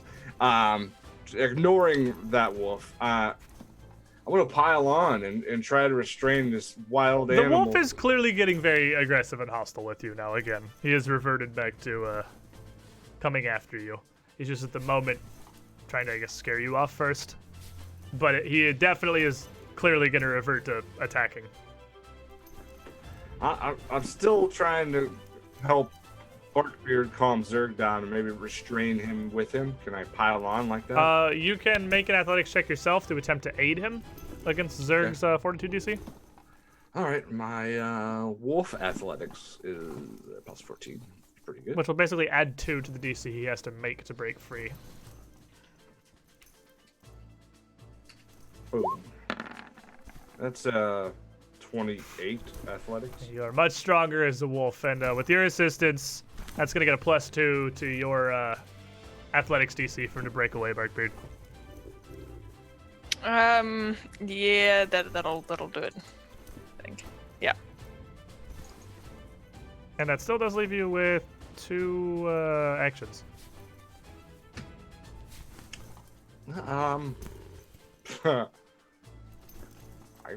I can bark at Zerg frantically. can't talk as a wolf. I just first Zarg? bark at him. As I'm grabbing his leg, trying to stop him or something. Arabus, where were you when you transformed into a wolf? Behind you. Yeah. You've seen me do it before once or twice. And it's always the same. Maybe he's never seen She would me look very I've distinctly never seen you do different. it. She would look distinctly Yeah, I don't different think you from the ever rest of the wolves, transformed but into a wolf. I've done it. Well, I You did used it, the boss battle at in the graveyard. I didn't have a token for it before, but she did do Oh, it in the right. graveyard fight. Yeah. This is just the first time Oh. I've had a token. Oh, okay. Okay. And the crypt. Did it in the crypt, too. Yeah, she's done it a couple times. She has. And it's a very distinctive wolf. Yeah. So I think can you I would, see the other wolf? behind her, yes you can.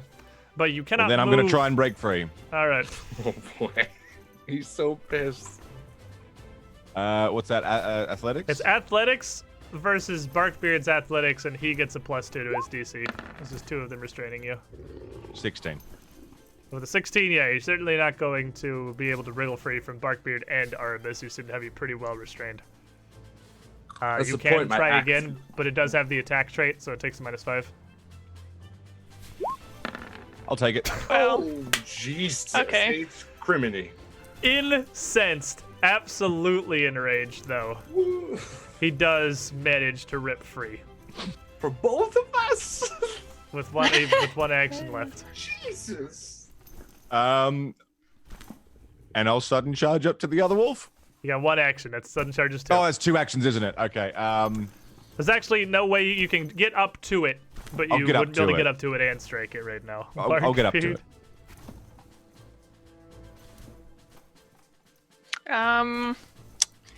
Well,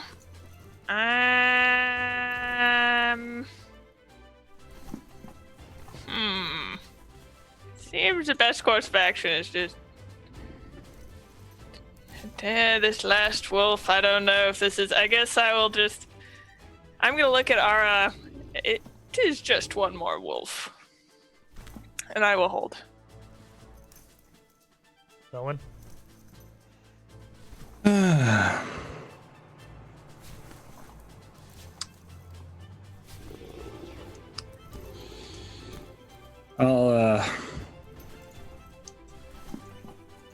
I'll walk up to the wolf in Sun Faint.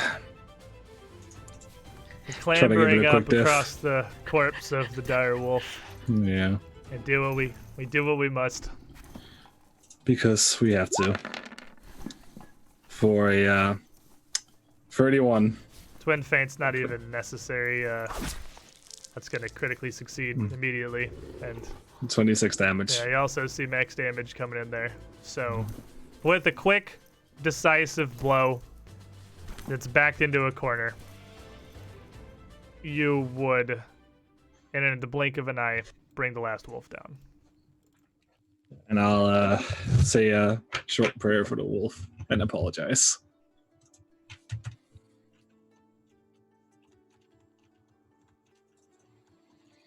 After seeing the last one go down, I would stop and just sort of like look around in wolf form still at everybody And I'll say, sorry. and take off. Gone. Back to our camp area.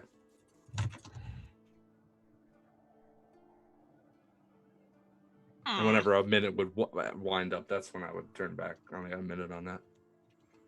Coming out of monkey form, like, "Ooh, that was fun. Anybody else hungry?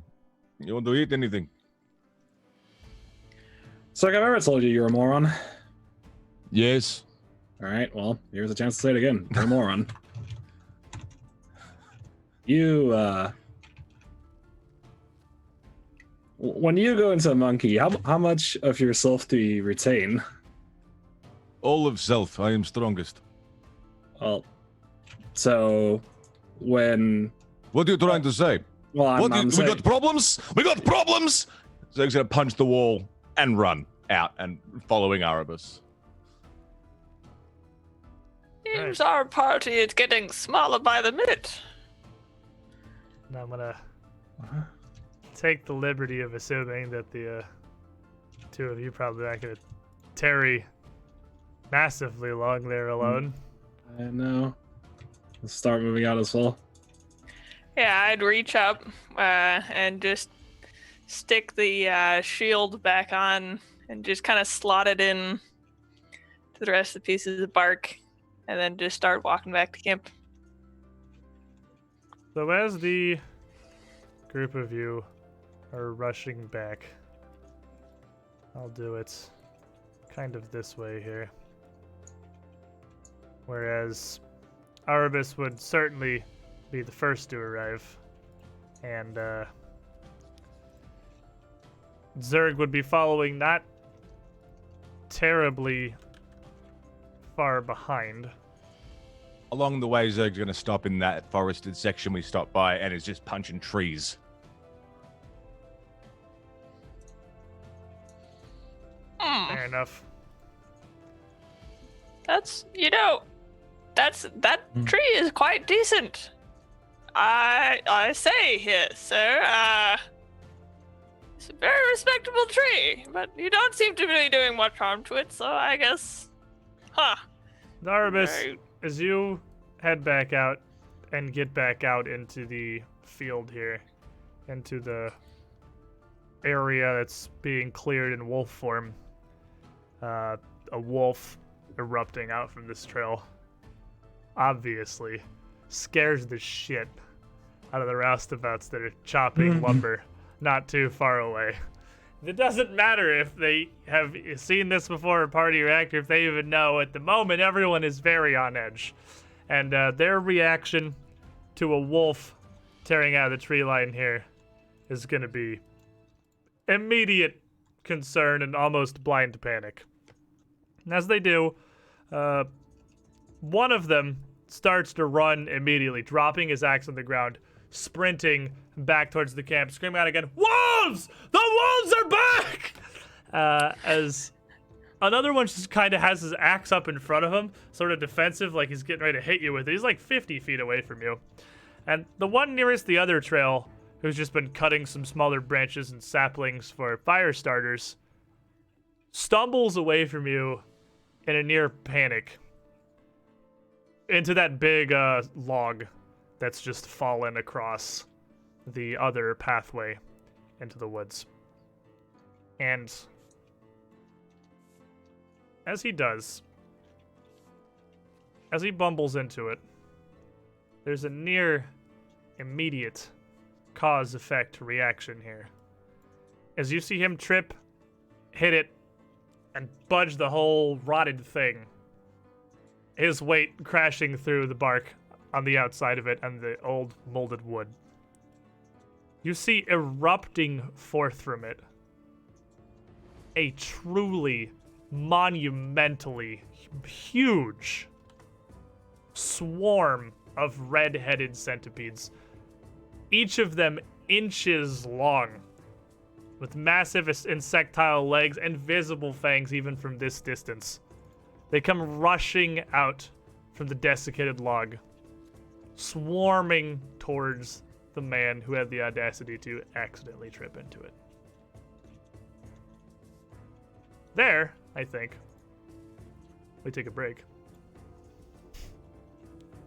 Stand up. Everyone's muted. I see It's a lot so of hard- people that are very No, you're- angry. So hard to druid. God. I think this is great. This dynamic we have with this party here is definitely is really good. interesting. I got I've zero got so complaints many more with things this. I want to do with this. This is awesome. We're building up so much here. But Mm-hmm.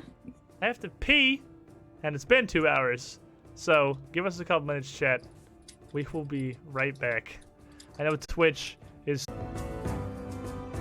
Alrighty, welcome back, everybody.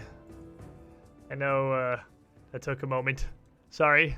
We're all back here now. We have team action team. How do I leave studio mode? There we go. Question. I had to see if I could figure out how to do that via Stream Deck. That'd be super neat if I could just come out of studio mode without having to do anything. So, as we left off, everyone was kind of returning back alone. Zerg making his way into the glade, Selwyn and Barkbeard just kind of slowly leaving, and Arabis having darted out alone.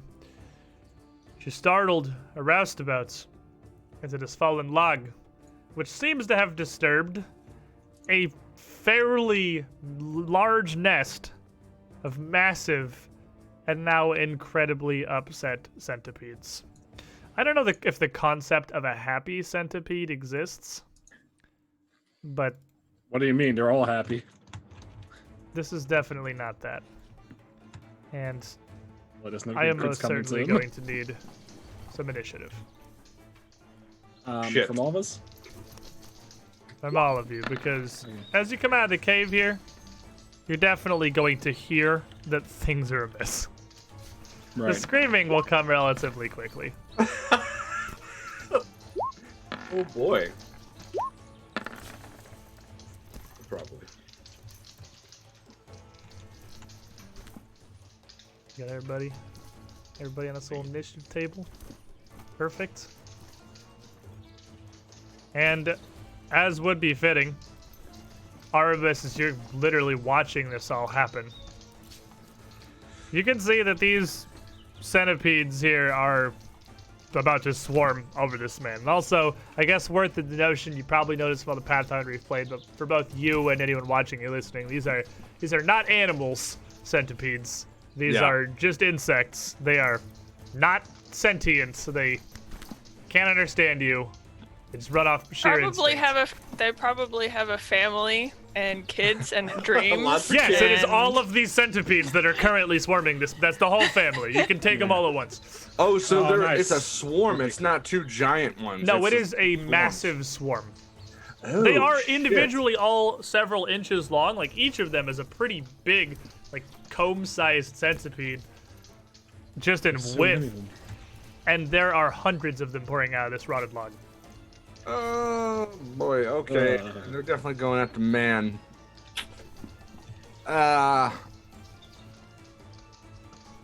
I'm definitely not a wolf anymore. Right? It's been a minute. I'm assuming. You would have been turning back right as you kind of watched all this, yeah. Oh boy, the timing. I reach out towards the man. Get back! Get back! And then quickly reach to the sky and pull down a lightning bolt, a sudden bolt, on the closest centipedes. Centipedes. Lightning surging into the log. Oh, They thunderbolts reflex and save? lightning. Question mark. Let's see here. It's, I think it's reflex, yeah. Okay. Yeah, basic reflex, yeah. They are going to get a 17. It's kind of a huge, massive centipedes. They can't really efficiently Yeah. dodge a massive lightning bolt. So Ooh. with that hitting, a surge of lightning blasting away a decent chunk of the swarm. But there are just so many that only make so much of a difference. Barkbeard, even as you and Selwyn just kind of walk out of the cave, following where your allies had gone, you hear the shouting, "The wolves! The wolves!" in the distance, and then the screaming as the man falls down this centipede-filled log. Something is clearly very wrong. Maybe the lightning bolt, too. You also hear a Yeah. fucking lightning blast. Boom! Well, I should go probably check that out. I am going to almost slither is so fast, shoot off back towards the camp and get almost back to the entrance. Doop, doop, doop, Jiv, what's your speed? 35. Doop, doop, doop, doop, doop, You doop, can make it 105. You could get to here. doop, doop. And I would basically, the roots would basically just be like a tumbleweed. Like, so fast. And Selwyn, Yeah, I can do 90. you never how to do this thing, right? Yeah. You can get right up behind Barkbeard. I'm sprinting after Barkbeard. It's like, how is he so fast? He's a fucking tree. He moves past you and is just zooping. Now this swarm here, somewhat agitated now, as it comes out and this blast of lightning is happening.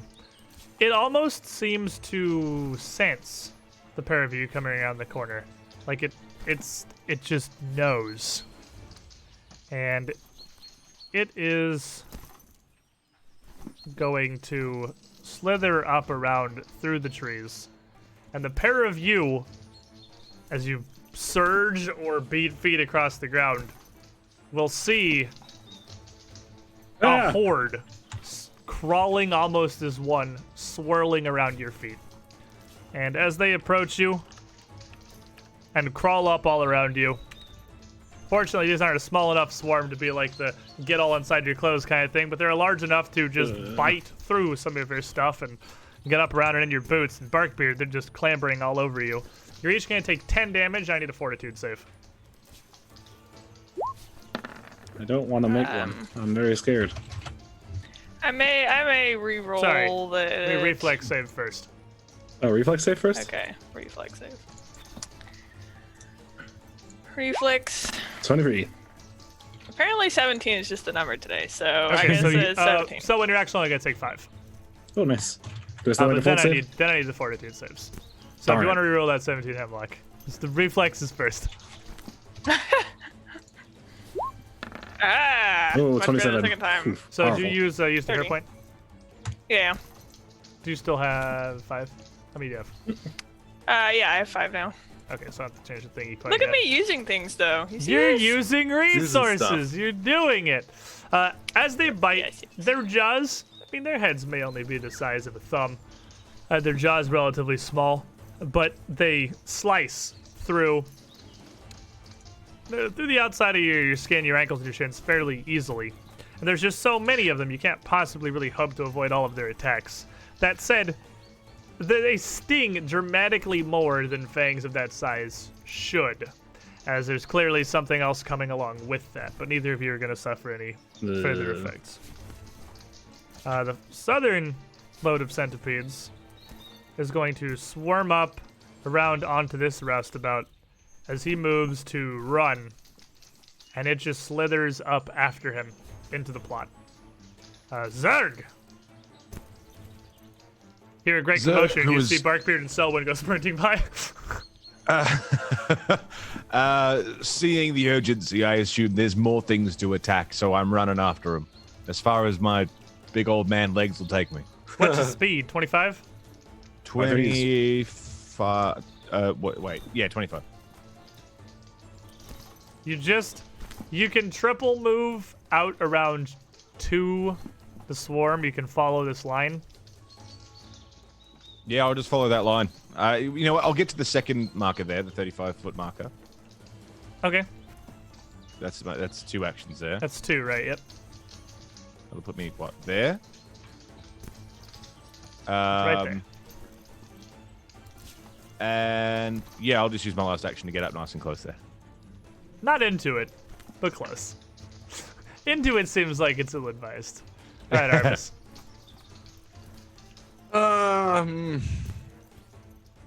Seeing the circus goer getting swarmed by these centipedes now, I'm going to fire an electric arc at it and hopefully knock some of these things off of him in protection of this man, if possible. Okay. And And they will. reflex. They will get a 23 as they free themselves from the log and spread out a bit more. It's kind of hard to lay it across just the whole of the swarm, but the electricity will surge between them and definitely fry a few. Giving you 1 action. I'm gonna move boy, it's really weird. I just wanted to move north a little bit.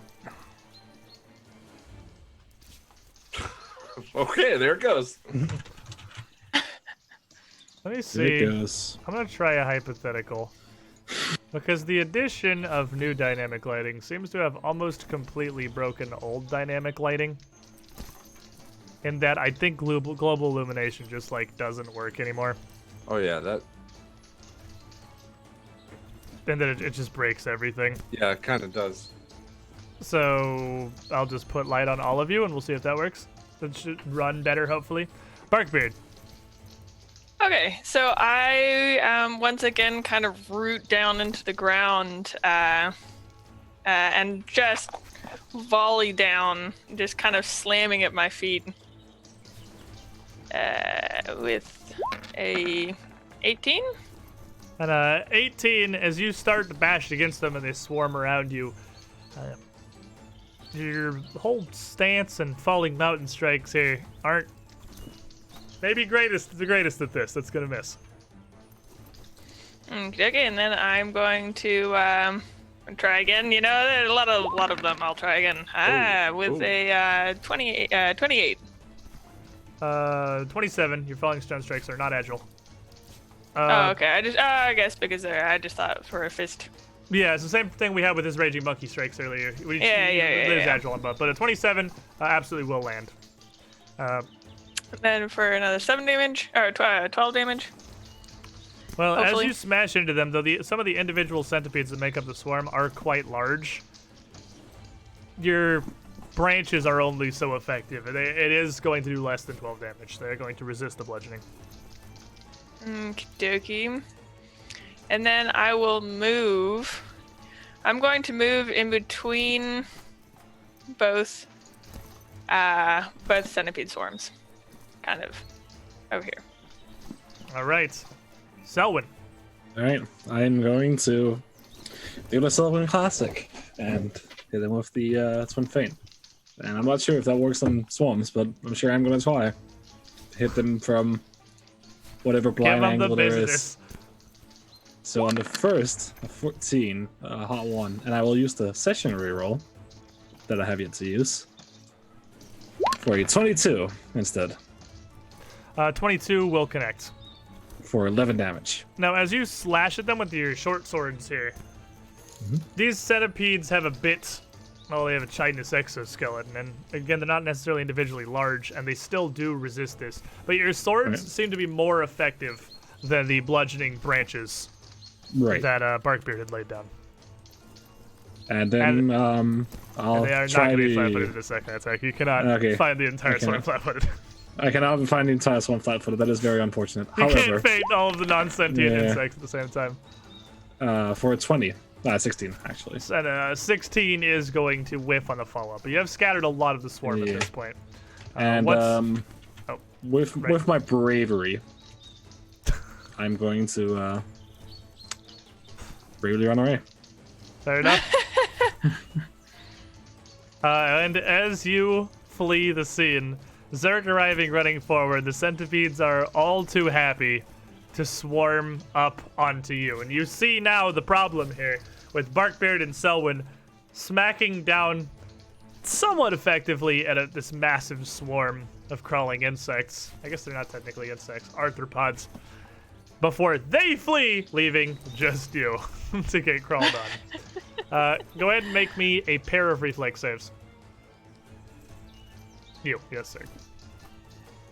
Hair. Step right up. 26. That's pretty good. 25. All right, so that's fantastic. Actually, I can take half from each. So as they swarm around you, I'll just give you the half. They are going to bite away at you first for 3 damage, and then for 4 damage.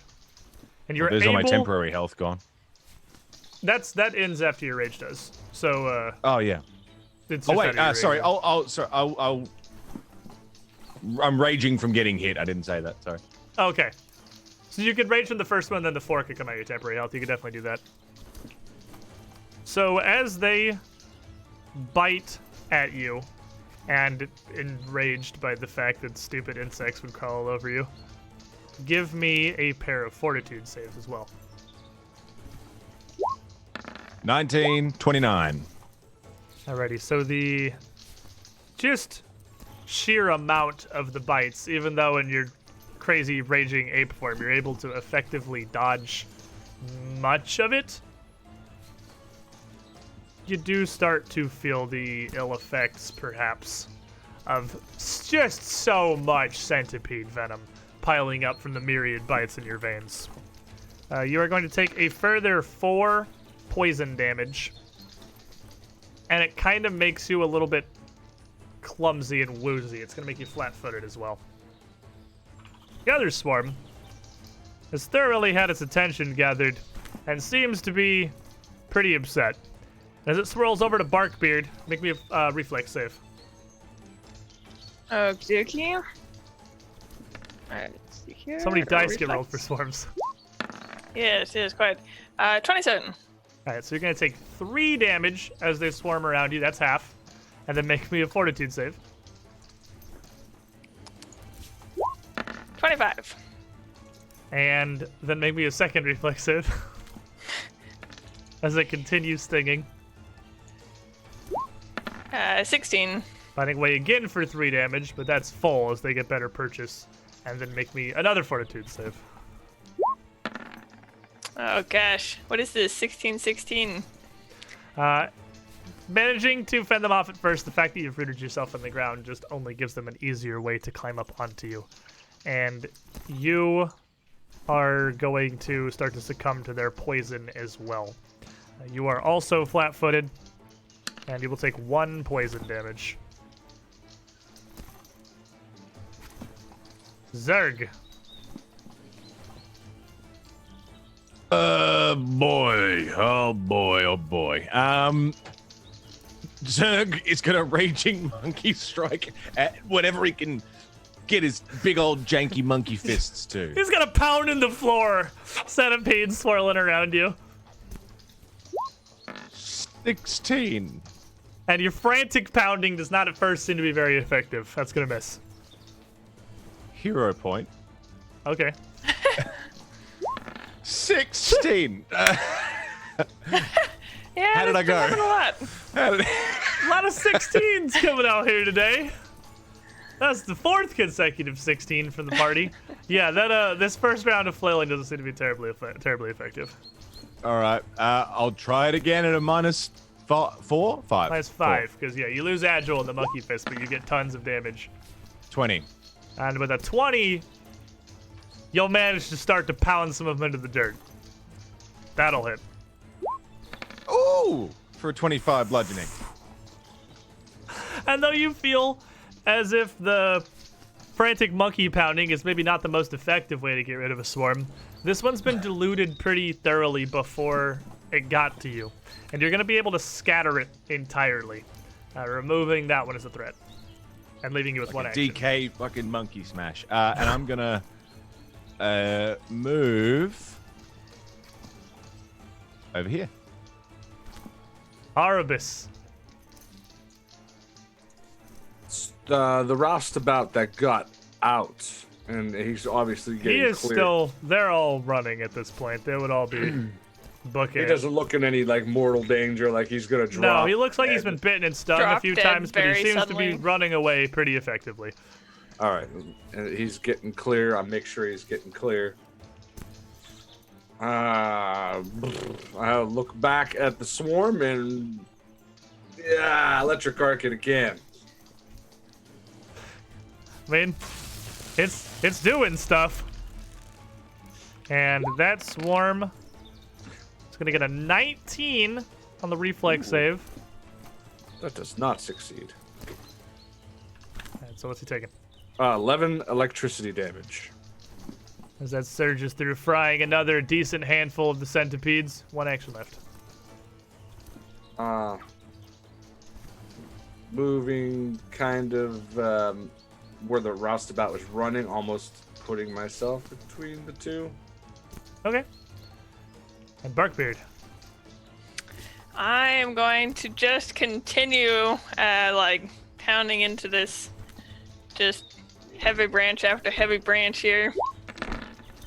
Unfortunately, a very bad roll of an 18. 18's not really going to be able to effectively scatter him as you feel yourself almost kind of off balance from the poison and just the sheer amount of bites you've sustained. And then a 15. 15's not going to do it looking too either. good. Just kinda- I'm going to... You're doing exactly what Zerg was doing. You're just kind of bashing at the ground. Okay, I'm going to trade places with Arabis.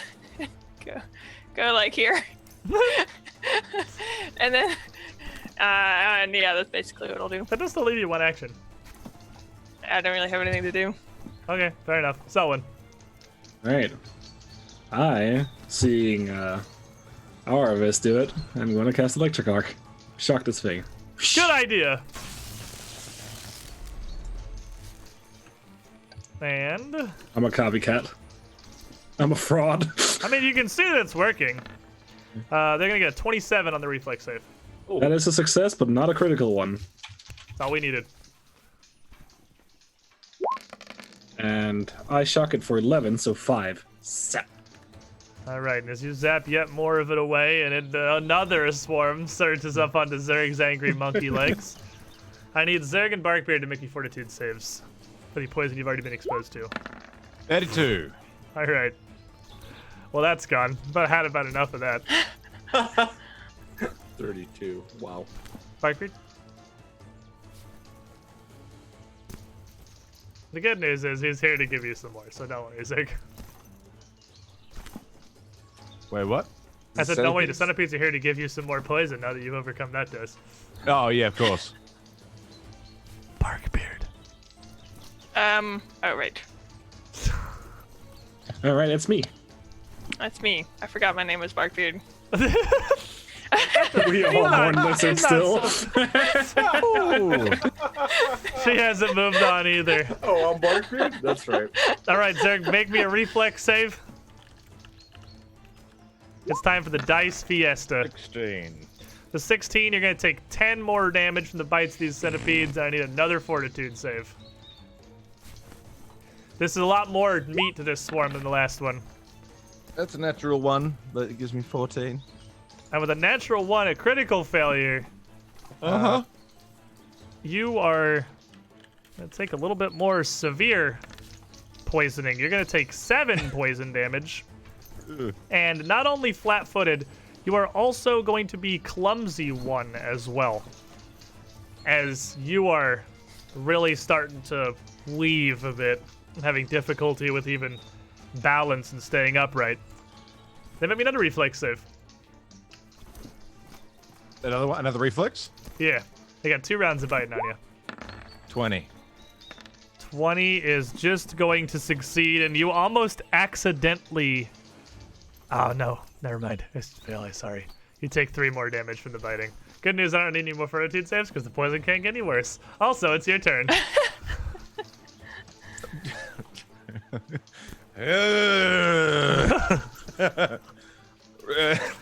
Clumsy yet powerful strikes at the ground. The good news is clumsy does not affect your strikes because you use strength. Clumsy, if you do the same thing, it comes off your dex too. Well, Oh, man. Are you sure? I'm You wrong. sure about that? I'm wrong. I lied to you, and I'm sorry. Fuck it, can I hero point that as well? You absolutely can hero point that. Fuck it, clear them out. And just use all. Fuck it all. You 18. doubled your roll! And let's keep our eyes on the positive. You doubled the roll from a 2 to a 4. But an 18 is gonna miss. Fuck it, I'll do it again at a -5. I'll fucking do it 15. again. 15 also gonna miss. You see Zerg kind of stumbling, pounding, almost dragging his fist across the ground as these centipedes swarm up across his body.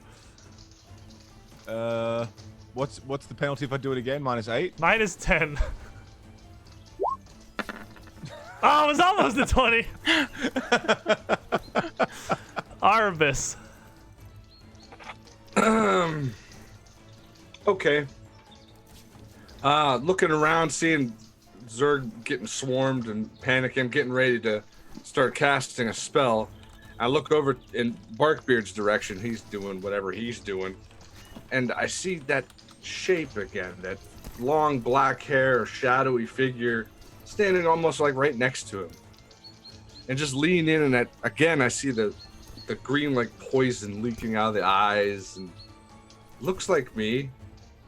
Not quite sure. Just leans in, and you really gonna help him after what he did to you? And I'm gonna freeze. Do nothing. After seeing that. Barkbeard, you see Zerg kind of getting overwhelmed here, and Arbus just seems to lock up. The rest of the roustabouts make their way out, having at this point fully bolted from the area. I will once again have the kind of suspicious, calculating glint in my eye, glancing at Arba just for a mere second as I run forward and just full weight into a downward slam So I'll run up, and then flurry of blows. So 31. A 31 will critically hit. You can crit a swarm in 2nd edition. You This can is get a because I have particularly put all my effective weight slam. into this, you know. So that's a 26. All right, so again, you feel like your attack is, although it's truly decisive strike, less effective than it could be, still leaving some number of centipedes clinging to Zerg, but almost And then I wiping out will- the threat. And then I will hit again for 20. And with a 20, Yo. you will blast away the last of the centipedes. Well, that What's was left rather are just- unpleasant. Scattered individuals. And I'll flick one off of his shoulder. Like, this was really unpleasant at the best, I would say. All right, and then Selwyn, you got anything you can do? Not to aid against poison, no. Zerg's clearly still kind of stumbling around, and Zerg, I'm gonna need a Can I do fortitude save. medicine to help? Are you trained? Oh, that's a 10 I am minute. trained. Or, Oh, it's 10 minutes? Never mind then. it's 2 actions for poison, actually. Oh, then yeah, I can make it up and try to help him with Alright. Do you have his a little healer's kit? voice. I do. Do you have a bandolier? I do. Alright, then yeah, give me a medicine check. We bought 2. Yeah, we did. Yeah, I for was this pretty sure, very you know, reason, just yeah. double checking. Yep, yep. Zerg's bandolier just has 21. cantrips in it. With a 21, that is going to fail. Wow. But Zerg's 28 is going to be successful, and you're going to lose the clumsy condition, but you are still going to take 3 more points of poison damage, as you're fighting it off, but you were exposed to a whole lot of poison. It's definitely still working its way through you. Well, I'm stumped. I'm just going to sit down for a minute. As he, I that feels imagine, so probably good. turns back into his orc form. Oh yeah. Arvis, is there anything you can do? Let's see how far away. You couldn't get there in 1 move action. No. So,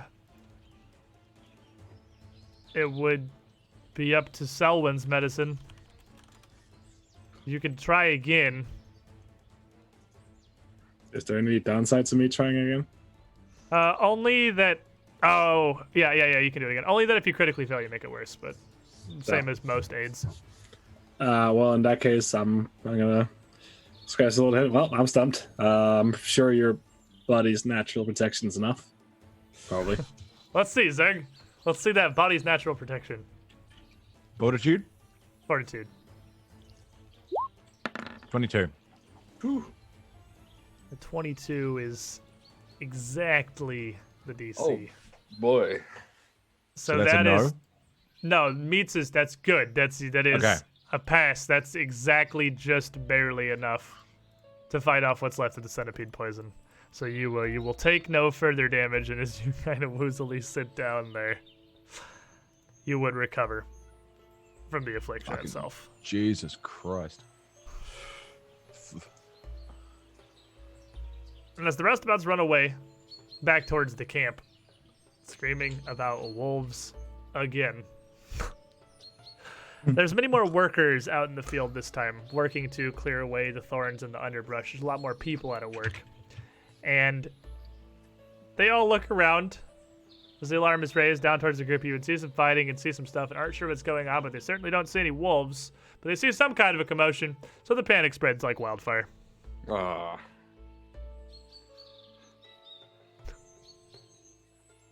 So what are the group of you doing? I'll go out to Zerk and. So you okay, buddy? You seem a little on edge. What are you trying to say? You say I look weak? No, I'm saying you you seem to be projecting a little bit. You're projecting. You want to so fight? good. You want to fight about this? I don't. I just want to talk. Yes, you talk. I lift and move things. I strong man. I not talk man. World's talkiest man. What you think I am? Not today. Not Selwyn. No. I go. Don't you speak at me like this. So we're all hurting after Lizard. It's okay. I can't hear you. I'm sorry. I'm leaving. La la la la la la. I'll walk behind him La, in silence. La la la. He walks back towards the camp. Someone literally just following directly behind him, but having realized perhaps the problem here, not saying anything else. Artemis and Barkbeard. I'm just sort of like looking around, like if I can see any figures looking at me or anything. I don't know. Just very. Artemis looks like she's caught off high, guard. looking into another dimension. How are you, Barkbeard? I would probably just be patiently. I'd go into tree stance over here. Just be sitting and watching, kind of. I'd still be pretty calculating though, glancing over at Arvis, but I'd just be waiting. Just become a tree next to Just her. watching me. So when and Zerg get back to the camp as the panic is erupting and the battle stations are being manned as people grab more picks and clubs and woodcutting axes and what have you, for you to be able to quickly quell that if there are wolves, the wolves have been dealt with. There is no wolf problem. Misunderstanding. There was a centipede problem, but it's also been handled. And to meet with the professor and briefly explain to him, I assume, what you've accomplished so far, and perhaps the cause of the state of fear. Arbus and Barkbeard would at some points follow back in, I figure. Both of them having, well, been chewed up pretty decently by the centipedes, honestly, and Barkbeard having taken a pretty good chomp from the direwolf. They're fairly injured.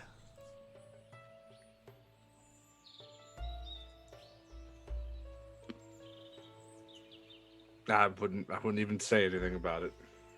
No one saying nothing to me. I'm just sort of in my own. And world I'm of still watching Arvis. So you too. So you're still down there. So Selwyn and Zerg, as you get back to your circus camp here, what are you guys doing? What's the plan? La la la la. I'm just following after Sir currently in silence as he's going la la la against the voice that isn't there. And so you're just kind of waiting here, somewhat Gonna go curiously. back. I'm gonna go back to my caravan. Yeah, as Shut the you're door in heading, Selwyn's face. heading towards that, I mean, Eva would already be sticking her head out because it's not hard to hear Zerg going wah wah wah in the distance. So like she clears something weird is happening. Zerg?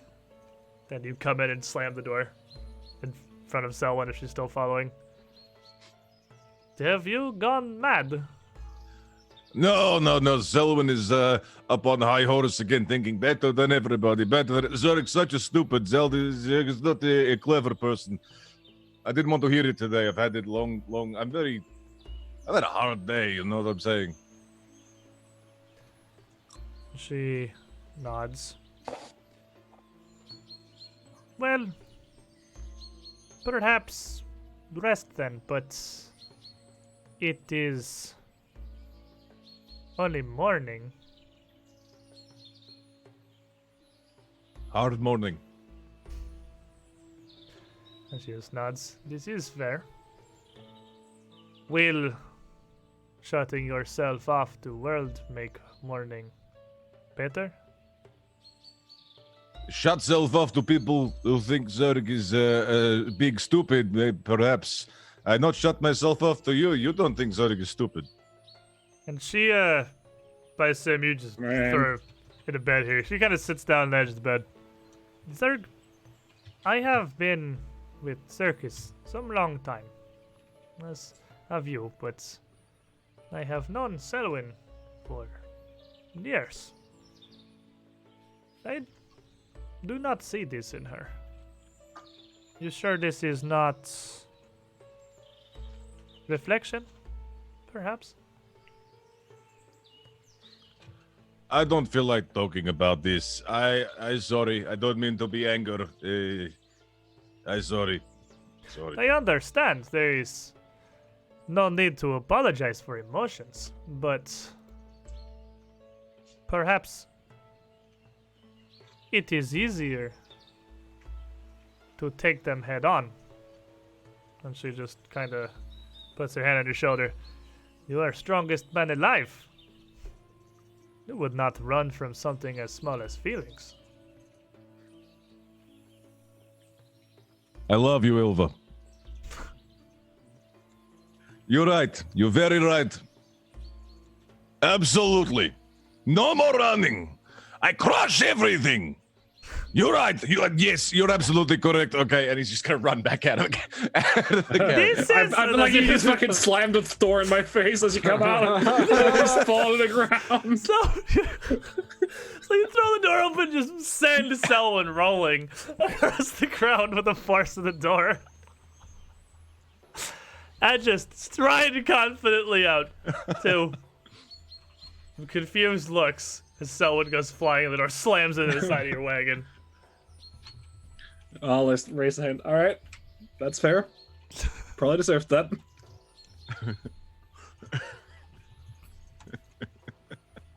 Ouch. And Zerg's off. He's gone into the nearby woods. Back to the woods? Or to... Yeah, the outskirts of the woods. Okay, Not back too down far the in. trees. So you Still a would little head back concerned to about the the centipedes. I'll run after him. Once I see his Aramis still just standing there, I imagine, blankly staring into the abyss, and a new tree in the plot, somewhat detached from the tree line, chilling. Aramis looks like she's possessed almost, just staring at nothing, 1,000 yards into the distance. I would notice him coming up, though, I would think. It's hard to miss, yes. That would be challenging to ignore.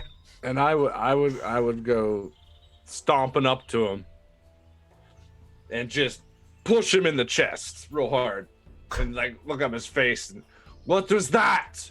I had that under control. How strong is that? Not at all. Not at all. She probably just... Like, it's not gonna move you at all. She's just gonna clearly, angrily. It's like a 5-year-old trying to push you over. Zerg's gonna push back with one hand. Oh no! Oh god. Oh no! Do not forget who is strongest. I handle things the way I need to handle things. Oh. You killed them. They surrendered, Zerg. They were surrendering. They were scared. Exactly. They are weak. Surrendering is for the weak. Zerg does not surrender. That's... The mightiest would know when to stop. You don't need to always... How would you know? I am the Stormborn. Do not forget who you talk to.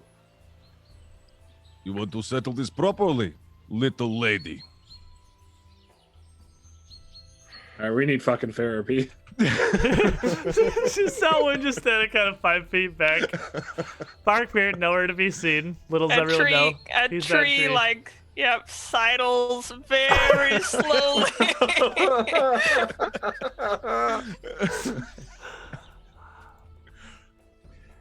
The mightiest would not need to prove it. And I would walk away from him. And in the other direction goes Zerg. Uh-oh. Who's... That ain't good. Just kind of leaving you and a tree here in the field as your friends kind of split up going different directions. The tree would go poof, and Barkbeard would just start toddling after Arbus again. In which case, I guess I'll fall off the Zerg. So who's going where? Where, Zerg and Selwyn, what direction are you headed? Arabus moved first, so Zerg just wanted to walk in the Aramis, what opposite direction direction. did you storm off in? Towards the camp or towards the trees? Not just left would be the camp. I said that left in my head. So yeah, probably back towards the camp. towards the trees. Alrighty. So, Selwyn, as you're following Zerg, is just stomping off towards the tree line. You heading anywhere particular? No. Um, Too angry. So you're just following Zerg, right, Selwyn? yeah. Zerg's not thinking. He's just walking, I'll muttering to himself. quietly say, "Is there something you wish to prove, sir?" You seem to be more on the strongest man alive than usual. Ignores Selwyn, muttering to himself, still walking. Fuck, break everything. It's destroy us. Some Orcish swears that you probably can't understand. Oh, I can understand it. I speak Orcish. Oh, can you? Can you speak Orcish? I love it. So you among the mutterings somewhere you hear, this tiny idiot is still following me. I could crush you like a bug. Blah, fuck, fuck, fuck, fuck, fuck, fuck. I'll say back in Orcish. Come on, man. Forgot you could speak Orcish. Apologies. Not angry with you. A little bit embarrassed. So you find yourselves back in that glade with the spring. Oh, nice. Scenic. Just kind of at a stop as Zerg realizes he oopsed with language a bit.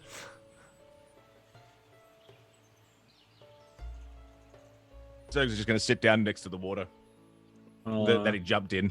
Is that where we are? Yeah. Yeah. Sit down next to the water. Sit next to him. You know, you know that if you need to talk, I'm here, right? We're all going Yes. through a lot. Yes.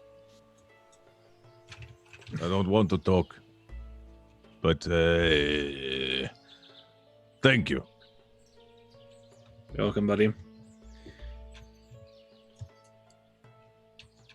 If I could make a tiny request.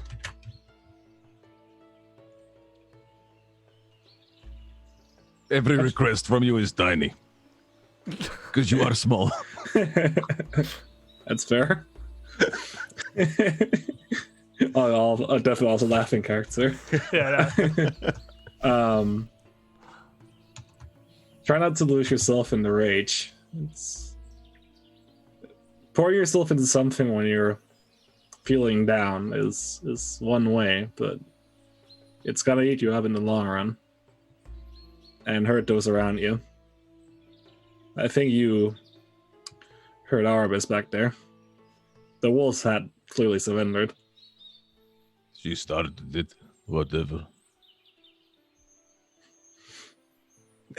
Back to Orcish muttering. I'm just saying, give it some thought, yeah? Yes, you're right. Yes. That's all I'll ask. Okay, all right, fine. I keep the peace, whatever. Thank you, sir. You really are the strongest man alive. I know. Give him a smile, clasp him on the back. So, meanwhile, Arabis and Barkbeard storm back up into the camp, much in a similar fashion. Barabis kind of Barabis. Oh yeah, I'm storming, You're cussing to Barnabas, myself that's in the chef Druidic. Barkbeard just kind of tottering along behind Arabis, just like Selwyn is behind Zerg.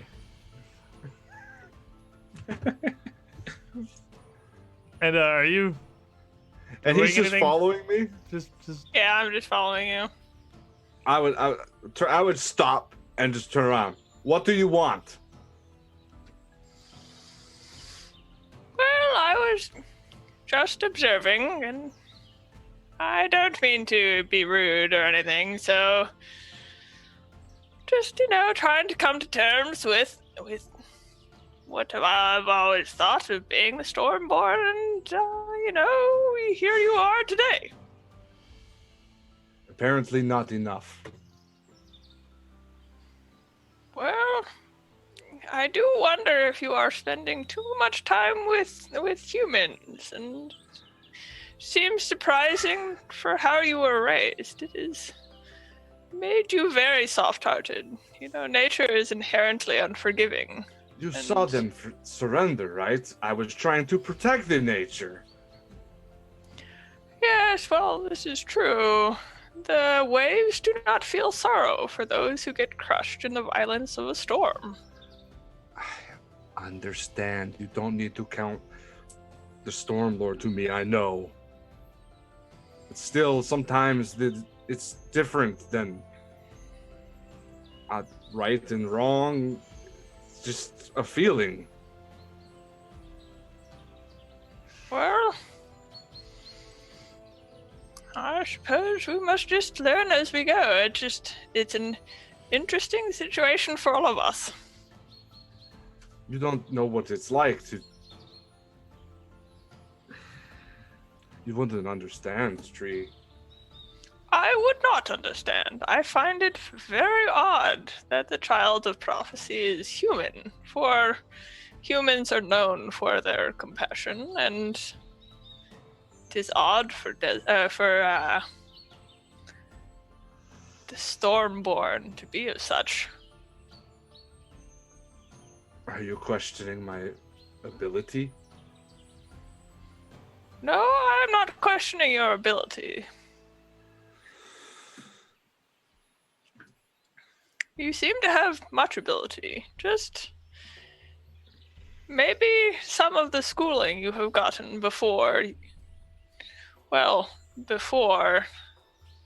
maybe lost some of its Schooling. Do you know of schooling? Do you know that I was forced to drink poisons just so I could become immune to certain types? Is that the kind of schooling that you would think? I was a child. You were the Stormborn. I don't see how else you And could that's have all I learned. ever is to anyone. The Stormborn. Well, that is what you are, you know. I find that the human perspective, once again, I find the human perspective much different. But that does not say you are not the Stormborn, so there must be a reason. So we will continue to see as we go along. You, hear a voice from nearby. You're both fucking stupid. And you see Cubby just kind of sitting there. Sat on his Hello, tail. Colby. Sat up nearby. And just looks at one of you. Looks at the other. Really? It's I've not only been a talking dog for, I don't really have a proper sense of time, but probably hasn't been nearly as long as you two have been around. And I get the feeling that's longer than anybody else here has been around either. And you got this. Nothing causing problems with the group, are you? What, you don't want to be the thing that you are? Nobody does. Work with what Actually, we I'm got. quite happy being a tree. Trees are fucking dumb. They're actually quite majestic if you look at them in a certain light. I didn't ask to turn into a talking dog. You know how much this is just awful in general? To have this awareness beyond what this body was ever meant to support. To be Well, filled I'm- with these needs and desires that I could never possibly fulfill. But do I not just look like the happiest dog anyway? Because there's no point musing on what made me like this or what I'm supposed to be or what I ever am. I'm a goddamn talking dog in the circus. I do what I want. Why don't you? There's a thing called duty. Just kind of sniffs at the ground a bit. Duty. I spend a lot of my time eating, my duty. That's the different kind, I'm pretty sure. But And as far as I can see, everyone's means just as much as mine. It's only what you make of it. No, nothing's forcing you to be anything more than you are. Well, I'm not sure if you have the full picture, Cubby. Well, I am just a talking dog in the circus. And you are definitely standing in my peeing spot. It's okay, I am Oh. normally peed on, it's alright. that we should shuffle along so he can do his business. Are you shuffling along Barkbeard? Yeah. Yeah, I mean, I'd follow. So as you guys head out, Cubby sniffs his way up to your spot, lifts a leg, and does his business. All right. Well, that was weird.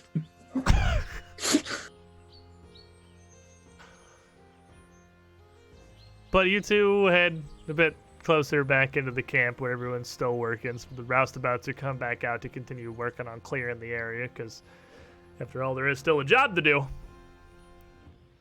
Meanwhile, Selwyn and Zerg back at the pool as you're just kind of sitting there, largely, I imagine, mostly in silence, if I'm not misreading your situation here.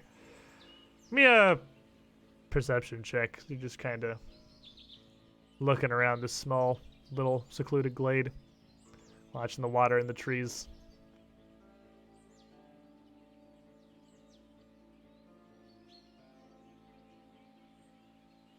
Selwyn, by the way. Sorry, I don't know if I said that. Oh, that's just me. Well, Zerg's not here, so let's go with just you. I can't hear you currently. You can't hear me? It's the Zoom. Oh, just the you. Zoom thing. Roll me Yeah, perception. there you Oh, there we Oh, go. okay. Yeah. go. Yeah. Hooray! Nothing works. It's funny.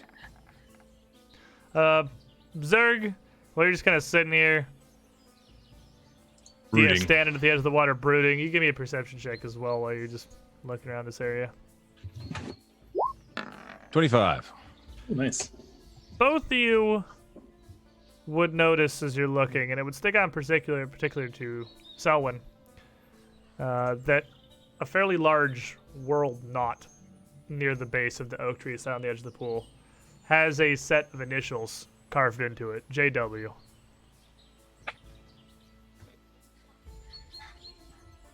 Just water. I know this. Wasn't the diary's inscriber's name Janie? Juniper, but yeah. Juniper. Oh, sorry. Did it say her last name? Juniper's water. So this belongs to them. I think it's her initials. It's probably her last name. It didn't say a Kind of last name is in the, water. in the It journal, says no. that. But it did reference that she'd made a cache of some of her loot in a nearby oak tree. And now I'll check out the oak tree. Finally clicking two and two together. I was you so head up- busy with the insert character development that I forgot about the loot. It's a strong force that pulls a rogue away from the loot. As you walk up, the bark of the knot at the base of the tree actually peels away entirely, fairly easily. As it's been drawn and peeled back once before, the wood gouged out from underneath it to make a hollow. And inside, you find a couple of things. One, a thin tube, maybe about 4 inches long and an inch around, a hollow pipe of a slight silvery blue metal. Additionally, there would be a small crystal flask, triangular with a flat bottom, and an equally extravagant stopper, crystal stopper in the top, with a near black liquid inside, and 10 loose platinum pieces, 100 gold. Ooh, sat at 100 the bottom gold. of the nook. This is obviously stolen goods, but by God, I'll pretend like it's not.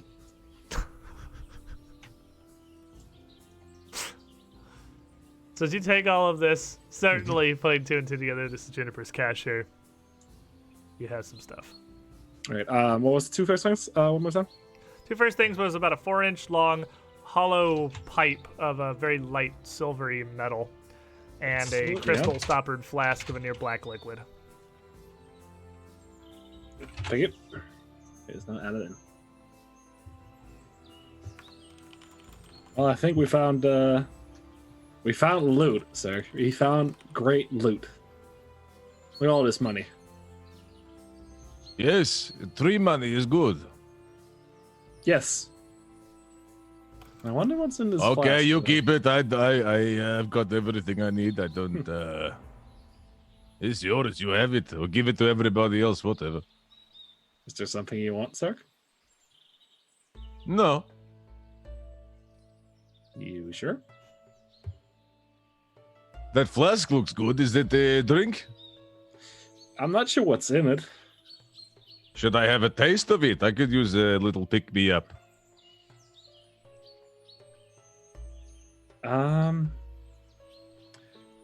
Mechanical question: can you take a tiny sip of something and just take a tiny sip of it? I mean, Like, I suppose you could take a tiny sip of it and taste it. Yes. Yeah. Okay. I'm It's not not saying going I'm not to help saying you give the effect, identify. yeah. It's not going to help you identify what it is like No, it does no, in no. first edition. Yeah. No. That's not what I want. I just want Yeah. to offer him a little drink. All right. I guess. Don't drink all of it though. We don't know what's in it. The temptation to drink the whole thing. Oh no. I mean, it's a pretty small little crystal triangular flask, like seriously, maybe 2-3 inches high. There's maybe an ounce of liquid in it. It's a very small container. I mean, if Give you me a want little sip. I have a little tasty taste. Right. Maybe it's very good liquor or something. I mean, if you want some liquor, I got something on me. Yes, little flask. Give. All right. A show of trust. I'll hand him the flask. And I guess an orcish sip, which would be a Selwyn mouthful. It is like 1 single ounce of liquid. So like, Yeah. anything little, other like, than downing this is gonna be like it touches your lips briefly. That's fine. We'll do that. See what happens. It's very thin, very watery, and if you just take the tiniest amount of it, it has almost no taste whatsoever in this quantity. Oh. It's just water. I don't want this. Give it All back. right, I'll take it. I'll offer him a canister. Well, what's that called? Like you know those little flasks you put rum in, like those little tiny Oh flasks. yeah. Like a I'll Hemlock. take this. That'll do. Hmm? Much more effective. Yeah. And there is fantasy vodka. Is there just vodka in this world? I'm sure there is. I'm sure Okay, they've well, it's just invented vodka, vodka. yeah. Do you see the hellish landscape that they live in, where a band of murder centipedes can fall out of any random Yeah, log? I guess. I'm sure yeah. they've invented every kind of alcohol possible. Imagine living in this world Yeah. where just random shit murders you constantly. Well, not that bad. So, At You- least she'll be dead. at least you'll be dead. You spent some time up in the glade here, drinking from Selwyn's flask. I don't know, is it good vodka or is it just makes you intoxicated vodka? I'm a clown gnome. What do you expect? What do you think? This is shit-faced brand. All right, fair enough. Yeah. And it's gone I have this in stuck a up in my matter of fucking swigs. wagon, dude. Meanwhile, as Arbus and Barkbeard move away from Cubby's peeing spot back towards the camp, what are you two doing? Just trying to create distance, but this hemlock tree keeps following me. He's so fast, dude. He's very fast. quick. He's speedy and he's weedy. I would She's so try, as powerful. I notice that she's trying to get away from me, every time she looks back, I'm going to try and turn into a tree. And then I'm going to start walking after her. And then every time she looks back, just turn into a tree again. And I mean, that is something that takes like 2 It's like actions 4 to do. seconds, yeah. So yeah, it's like it's not subtle. Every time I you like- look back, I- you I'm see doing him. it. Like, I like become a make tree. eye contact and then like shift my eyes away and then tree form.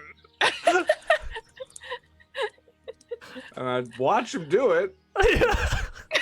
and I just sort of slowly turn away. Continue walking. Don't turn away. And I imagine he keeps turning back and would continue following. But every time he turns around and look, he morphs into a tree again. At this point, a lot of the workers, those who are resting or settling down or standing around working on tricks or whatever, are just kind of looking at Barkbeard, who is repeatedly turning into a tree and back. It's also a humongous tree, so... Yeah, you become gigantic when you turn into a tree. Like an actual tree. A whole-sized hemlock. And the professor would approach the pair of you. Barkbeard specifically. You trying to come up with your act. I'd lean down like the tree, in tree form. I'd lean down and there'd like one little thing go, shh. Go back to tree form. You just look back up the tree again. Kind of horrified.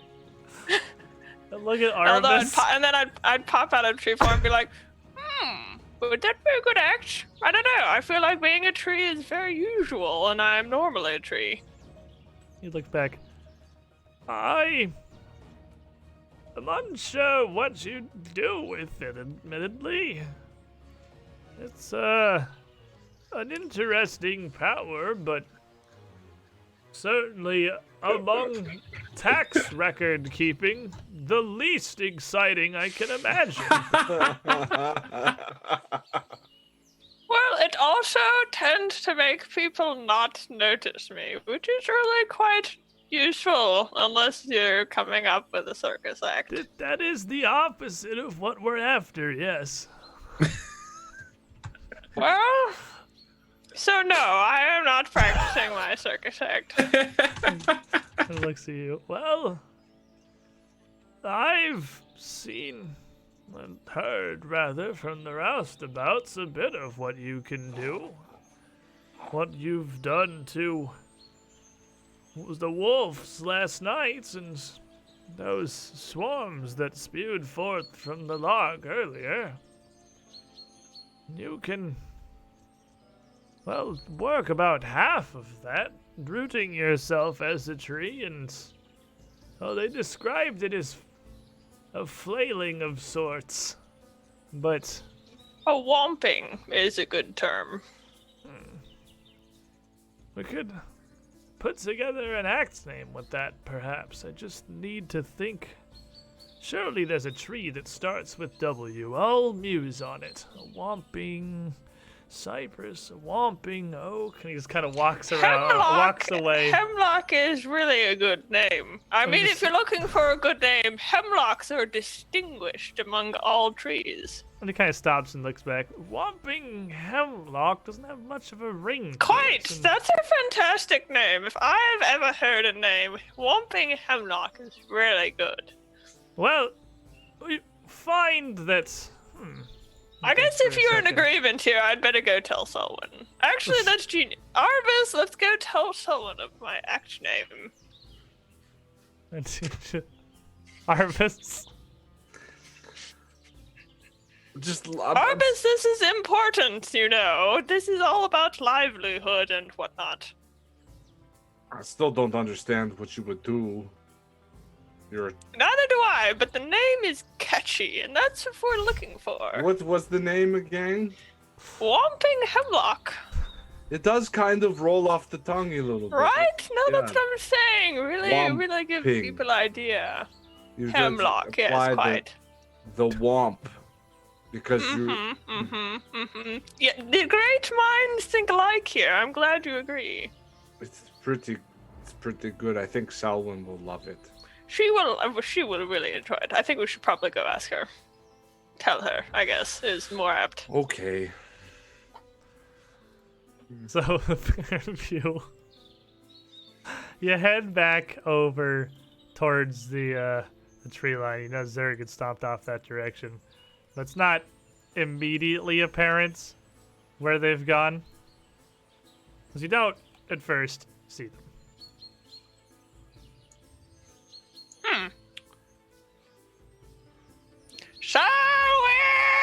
Selwyn!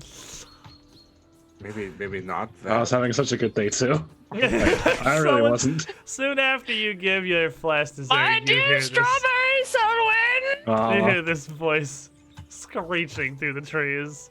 The pair of you.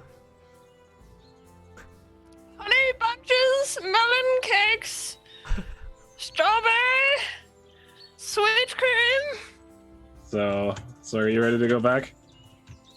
Have you had enough of that vodka? To that screaming, this, you can deal with this. I go and come on, don't leave me go and drink alone. some more. No! But I'll dejectedly accept defeat and walk off. So Selwyn comes Okay, out. I come with. Oh, thank you. Selwyn and Zerg come out from the glade and out onto the main trail to where Barkbeard is just screaming. Harvest standing awkwardly behind. All right. yes, good. You called? We found my act name, although we haven't decided on the act. The name is the most important part, I've heard. No, it's important, but it's definitely not. So let's hear it. Well, it's the and be prepared to be amazed, or as you guys say, it's the Whomping Hemlock. I know, I was speechless when I first heard it also. Were you speechless because impressive. you're a tree or because you're impressed? Well, I mean, being a tree is pretty fabulous, but you know, it's mostly because the name is really very impressive. Are you sure you don't want something that fits more like rhythmically? Rhythmically. Well, yeah, because like Whomping Hemlock are pretty far distinct from each other. But he's whomping, though. And it makes for a distinct name if And it's a hemlock. distinct. Or you could do Heaving Hemlock or Whomping Willow probably doesn't work. That's stupid. Do I look like a willow to you? About the I'm gonna be dashing honest. bonsai. I'm not great at trees.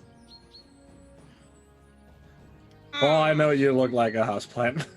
He's a hemlock. I'm gonna raise a hand for bashing bonsai. That's a great name. I love it, but- Zerg kind of whispers in Selwyn's ear. How about the shrieking shrubbery? That's a great one. And you'll be interrupted briefly by Tulip. You hear her voice calling out from the camp. Selwyn! Honey! And she's Why do looking so out. many people meet me today? Selwyn, I there's thought a... being the drink leader was gonna be easy. She's kind of walking out from the wagon, turns the hand. Look a Oh, little hey, concerned. Tulip. Oh, Selwyn, love, there's a pair here from Eskadar need to speak with you. A couple of constables. Constable. Selwyn, what's a constable? It's the police. It's the feds. Do we need to kill them? And No, no, we're killing. Now you're talking. Yes. No! We were making such progress. I just worried. I don't want anyone to hurt my Selwyn. Aw. Well, Well, I'll go deal with it. We'll work on your act name, I promise. Tulip just kind of points back towards, closer towards the road, the other side of the camp. As you make your way over there, you can see a pair of constables dressed much the same as those that you'd seen throughout Eskadar on damn near every corner. One of them a fairly tall, slender, half-elven woman, with their helmet pulled down low on her brow, arms crossed, standing fairly tall, an eyebrow raised as the group of you approach. And the other one, near equally tall, but a fair deal larger, a pretty gruff-looking middle-aged man with not much but a few days' growth of stubble across his face. He just doesn't seem to have bothered shaving. And fairly long, stringy, almost greasy hair coming out from under his helmet. And he just looks down at you, and the woman stands there. Which one of you is Yeah. Selwyn? Hi. Selwyn at your service, and I'll So extend the hand. She looks down at your hand. Tana. But hold the hand introductions there. aside, yeah. She keeps her arms crossed, makes no move taken or anything.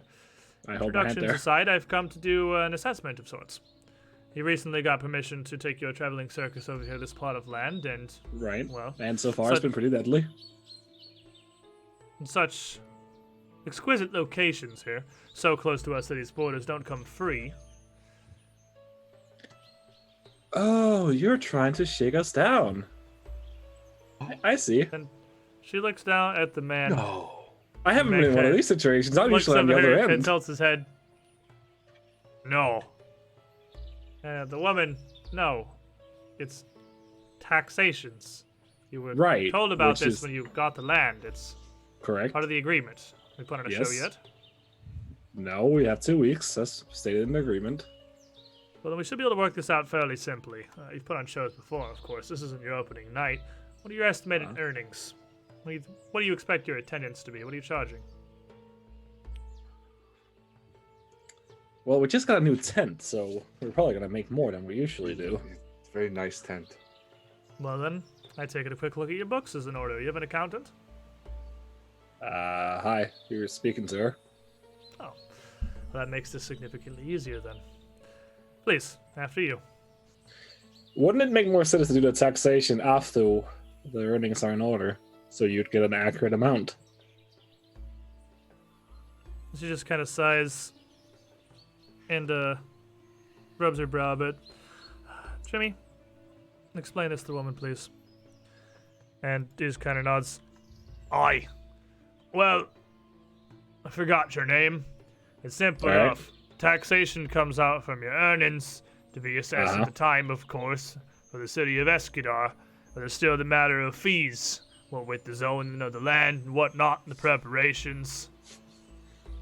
Tithings to be paid to the city and the church. It seems odd that this was not informed to us. I'm gonna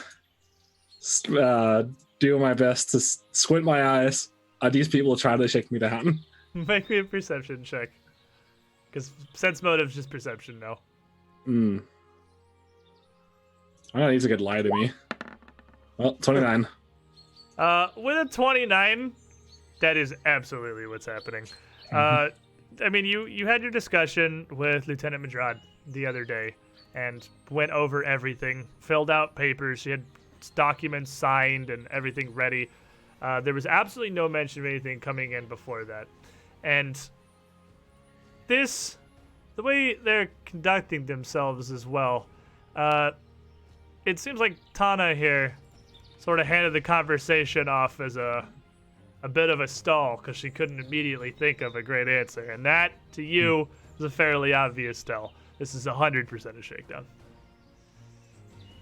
So, what tidings of the church is this? I thought the free city of Escadar did not. No? Arm still crossed, she looks down at you. Well, it's simple enough. There's the two arms of Escadar, so be it. There's the Church of Abadar collecting their taxations on all things for their services. And I'm sorry, I don't believe I was finished answering your question, Selwyn. oh, you And remember the right? matters of, as my associate here said, the zoning, preparations for the land, and all that such things come at a cost. Look, Which is tax. I know that this is your first show here, and you don't look like the most organized sort, truth be told. So we can make this easy enough as far as your books are concerned. 5 platinum pieces, and we'll assess the cost and everything ourselves back. Alwyn, what's a platinum 5 piece? platinum! I've never I'm seen Is sorry. this your first shakedown? She What is just it, sneers down at you. Holy shit! I'm sorry. Something funny to you. Oh, absolutely. Plenty of things, actually. It's been I'm a bit gonna dreary stand up. lately. And stand up behind Selwyn and be like, "What's so funny? Something good?" Oh, yeah. So you know how much 1 gold is, right, Zerk? Nah. Yes. Yeah. These people want 500 times that. For the what? Us to use this. You want the kiss? Oh, sorry, is it 50? 50. Oh, It's why it's 10. 50 10 times true. that. Yeah, sorry, I thought it was. I don't know why I thought numbers. That happens a lot because Yeah, most it denominations happens a go in lot. hundreds, but Galarian goes in Yeah, tens. It's 50 yeah. gold is what they're asking Fair for. enough. Yeah, Why do they're you want asking this for much money? What do we buy? to use this great land that we already had paid for through taxation. Now, my good guardswoman, depending. Do you know what the core tenant of Abadar is? The Shrugs. very center. It is to exchange services fairly. So I believe that since you're such a devout follower of that god, given that you're trying to extort money either on his or your own behalf, this makes you a very non-devout worshiper. Now I'll make you an offer. How about you fuck off my Circus grounds, and I won't report you to the head constable. And Jimmy at that kind of steps And also, forward. can I intimidate? Yeah, group absolutely. coercion? Absolutely. You have good coercion. Yeah. 24. Okay, he does not in fact step forward. But he does put his hand on his little baton he has on his hip. Hey, now, lass. No need for any of that. Escadar is a big city. Only got so many constables that can only watch so much at a time. Just want to make sure nothing untoward comes of your little Oh. show here. So it's hush money. Gosh, money. And Tana shakes Or her head and looks down at protection you. fees. Right, fine. You can have it your way, little woman. Keep your coin, and I wish you the best of luck with your opening act here in, what was it, 2 weeks? Yes. I'll hand her a flyer. You're welcome to show up. She just shakes her Oh, I'm head sure you down. will, obviously. We both know, we don't have to pretend. You're gonna try to sabotage us. Don't worry, There's plenty no of others such have been thing. doing it. The arms Uh-huh. of the law. Simply trying to help keep your affairs in order. But if you don't want our help, so be it. Come along, Jimmy. There are more important things to be tending to than these louts. Not And- a fair, it's a circus. Stupid. they, they both turn and leave. And as you're talking with the constables here, the professor has just been sort of nearby as he's become kind of the de facto actual leader here. Hmm. Well, over under on this being Mistress Dusklight's work versus just being a corrupt arm of the Escadar police force. It's 50-50, right? That's why it's over under. Oh, right. Sorry, I hadn't heard that expression before. Is that from like the Over Is that from under. before the fall of Eridan? Now I'll have you know. Look, notwithstanding. I'm sorry. seems I mean, we've a no jovial end of- move. Again, humor and the coping and whatnots. I would just simply like one morning to pass by without us discovering more further problems we're going to have to deal with. If it's not the menagerie, it's wolves. If it's not wolves, it's the constabulatory. What It's else not can the- come for us? A hurricane? Don't say that. I'll look at Aramis horrified. What? And he turns towards the south and just puts towards the big copse of land in the canyon and puts his arms up. Well, Gosler himself might as well at this point, as I feel there's not much left. No, don't say it. That might not be a Don't tempt the good gods. idea. I've tempted the gods many times before in much more dire and frankly blasphemous situations. More But- dire.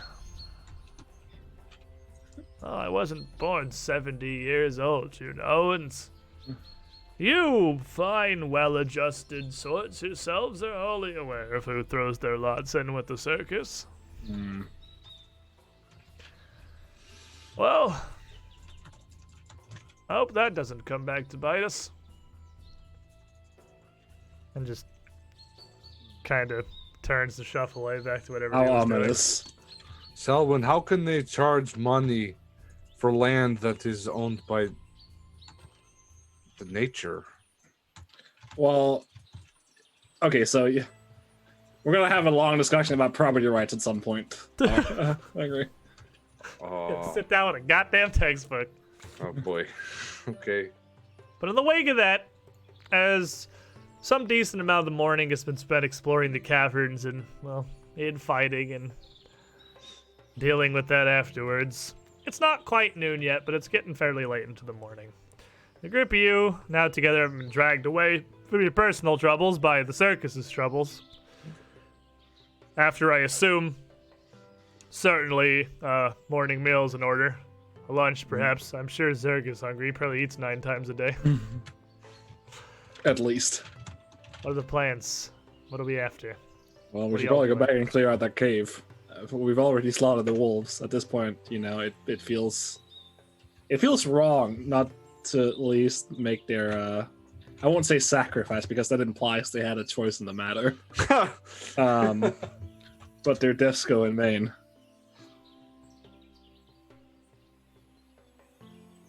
Yeah, sounds like a good plan to me. Just want to kill them all off. No, They're in your way. no. I didn't want to kill them after they backed down, but I couldn't stop Circuit at the time, and we clearly all have things to work through. But we should really see whatever's in there. What was the dangerous area? And what might have caused the wolves to come out here in the first place? You must admit, something was off. When I was talking to him, he did say something was forcing his hand. The force, don't know if it was someone or something. I think is what he said. Nothing I've ever heard of. We should still investigate, though. Right? At least put them out of their bed.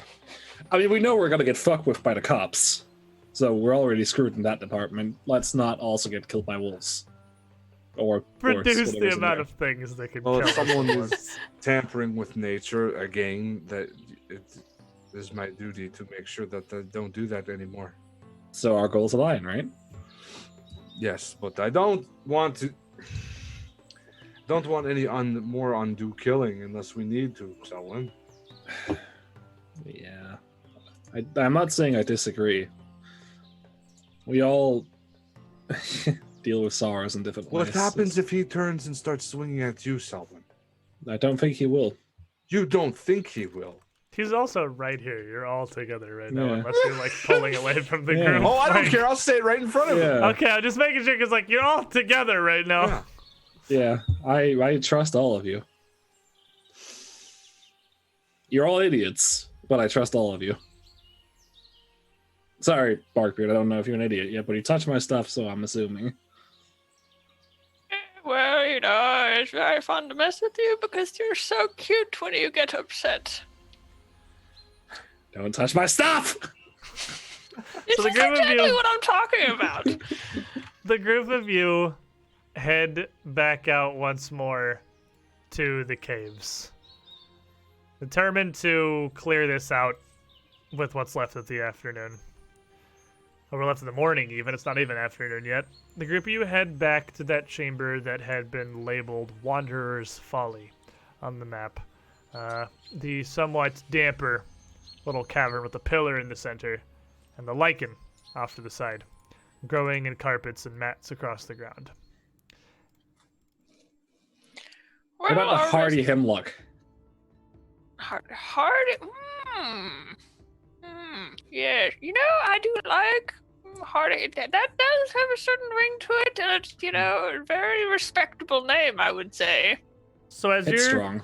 as you're going back through the cave here, we going back to what we're doing? Barkbeard and Zerg are seeking. Well, are you still sneaking, Selwyn? I would Selwyn.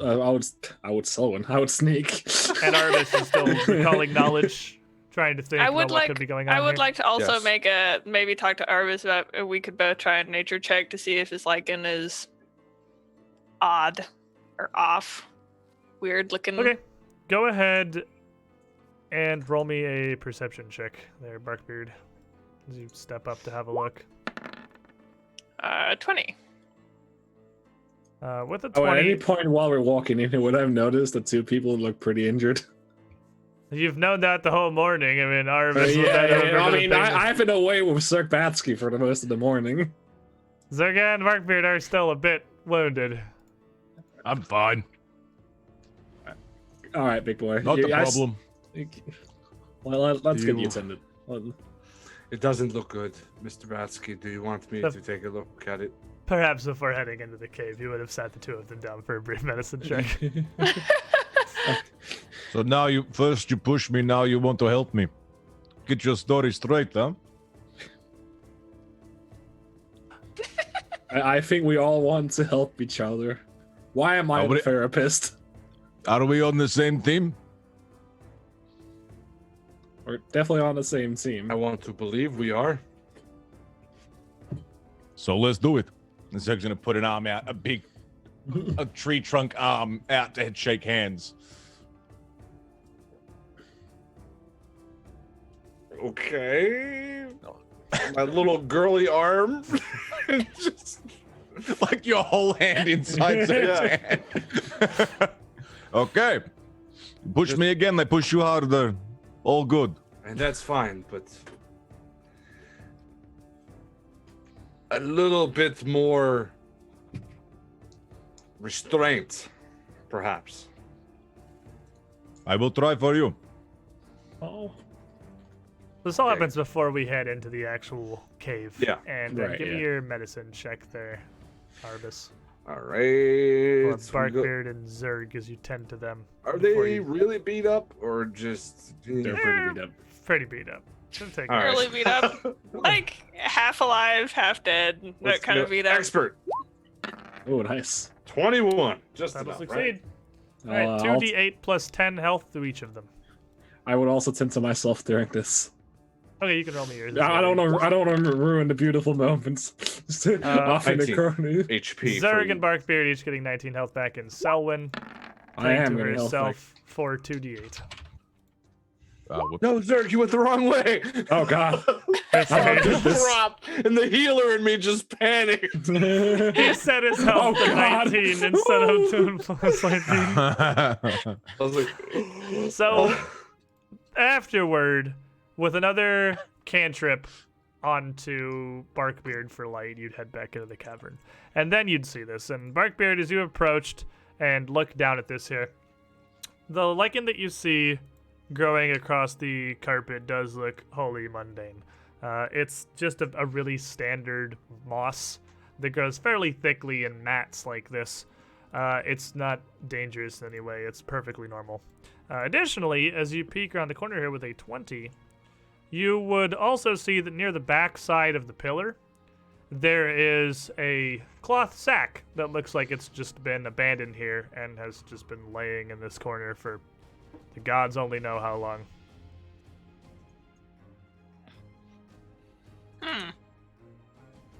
Well, I guess we should take a look. I'm suspicious of this place, though. So I don't know. Was there anything else in that book she said about this Are you place or no? suspicious or has been suspicious? Well, we did hear about the book, right? It said this was the lost wonderland of death and destruction. Yep, that's what it said. Well, I am suspicious then. Mhm. What did it say exactly, Selwyn? What's that, sorry? The note about this room. Why is Oh. this room so spooky? It's just a danger. I don't know why. Okay, well, I will get a spear and try and move it slightly. What is everyone else doing while Barkbeard's poking at the moss? I'm on gonna the hide gallows behind this thing? fucking pillar. I'm scared. Artemis. Ah, man. Looking around for any more traces of evidence of more wolves, perhaps? Maybe if they were hiding somewhere else? Or just any other activity, actually. More specific, not wolf. How about that? And Zerg, what are you doing? Ooh, any other activity? Just kind of meandering. I guess I would say I'm looking actively, but it's more about Yeah. like idly looking. while Idly looking waiting. actively. I dig it. So I get you. I get you. So as you kind of wander around and Barkbeard pulls out a stick to poke at this moss here, it is in fact a sheet of lichen. It does absolutely nothing. You poke some Well, moss. I guess we should leave this room and never come back. Cause The I yellow am... mold packed underneath it, however, Oh. Oh, blasts outward in a visible poof of spores spraying through the air from the whole area as the sheet of it is disturbed, coating Barkbeard and Zerg. And I'm going to need a fortitude save from each of you. 20. Do you have fast we are with our fortitude saves nowadays? You've been forged in the fire of the centipedes.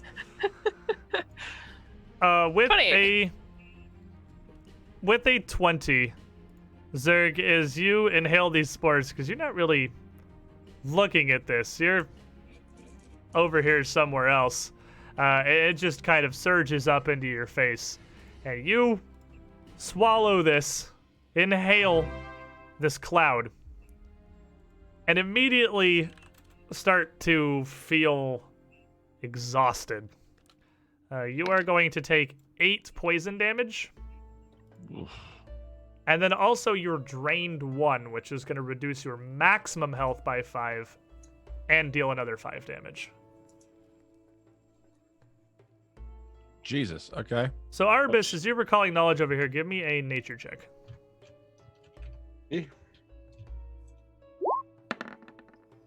21. But a 21, you definitely will have heard of the dangers of yellow mold, but you don't know anything about it specifically.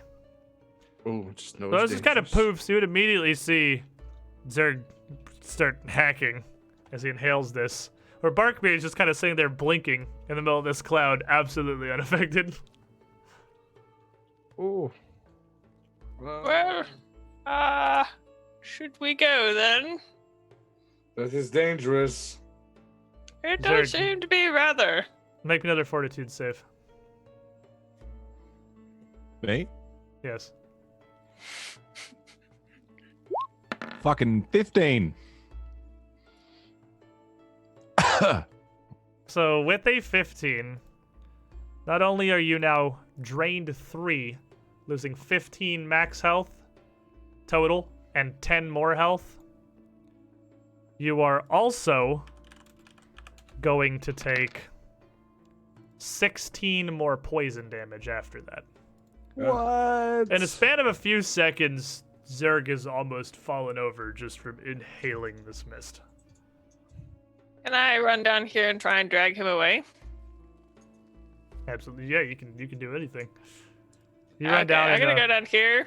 I'm gonna like wrap my wrap these like arms around it and just try and start pulling him back. Zerg. Hmm? Well, it's just, Can I do anything? I'm coughing Yeah, and no, you can hacking. do whatever. Like you're coughing and this is hurting you, and but you can still I'm like, a back act the perfectly fine. Fuck up. Stumbling, coughing, and just backing up. I'm gonna lean against this wall here.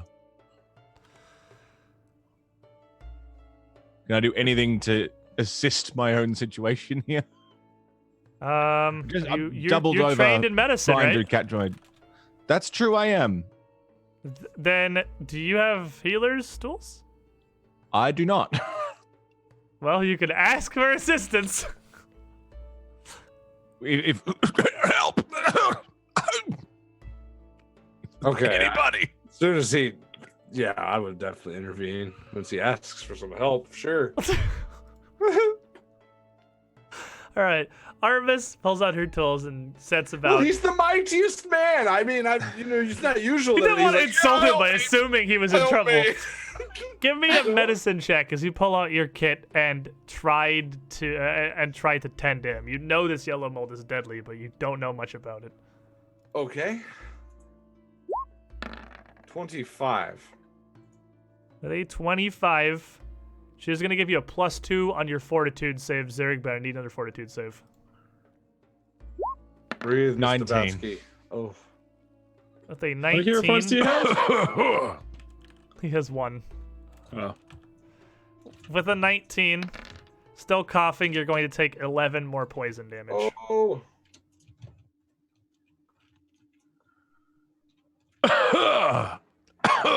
Yep, sitting on the ground now. You can attempt to treat him again, Arvis. Can I use my medicine to help, even though I'm the one affected? Like, You put can't. myself in the Since right she's position got to be tools helped? out, you can use your medicine to try to aid her, make her job easier. Yeah. So use your medicine to aid her, and then she'll use her medicine to aid you on your fortitude save. Excellent. Do it. All right, let's do it. Fucking shit. 11. So as he tries to help, overwhelmed and almost delirious here, he's gonna get in your way pretty badly. You're gonna take a -2 to this medicine check, and this is how Zurich Batsky dies. To a cloud of fucking mold in a cave. Trying to swat his hands down. You got to breathe. Don't panic. Don't panic. He's panicking. Still late. 31. 31 will succeed. Not 29, because he's not helping. 29. He's definitely not helping. Right. Still succeeds regardless of his interference. Make you a fortitude save at a +2. 29. Oof. So with a 29, you would feel that it's starting to abate. You're still going to take 11 more poison damage. Huh? It's definitely not gone, but Arbis's treatment feels like it's helping. Can you hang on long enough for her to save you entirely? That's a question. Do you want to attempt to help her again? 21 on the medicine check to help. So you're not going to aid her, but you're not going to get in her way either. Yeah, I guess that's something. Yeah, you're kind of coming to grips with this. He's calming down a bit, Arbis.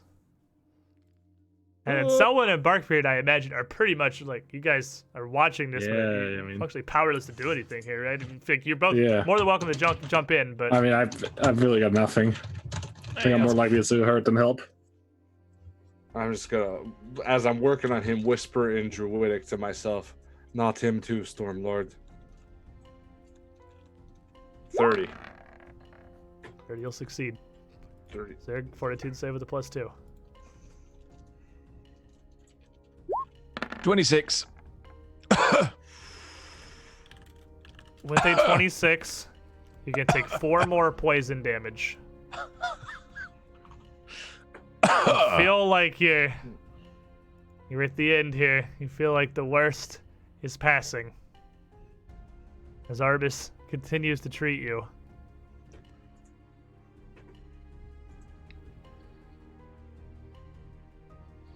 Give me a medicine check. I gotta go again? Oh, man. Unless you want to stop aiding him. I feel like I'm just getting in the way by trying. This is all on Arbis. That's Oh, fine. boy. That's for it.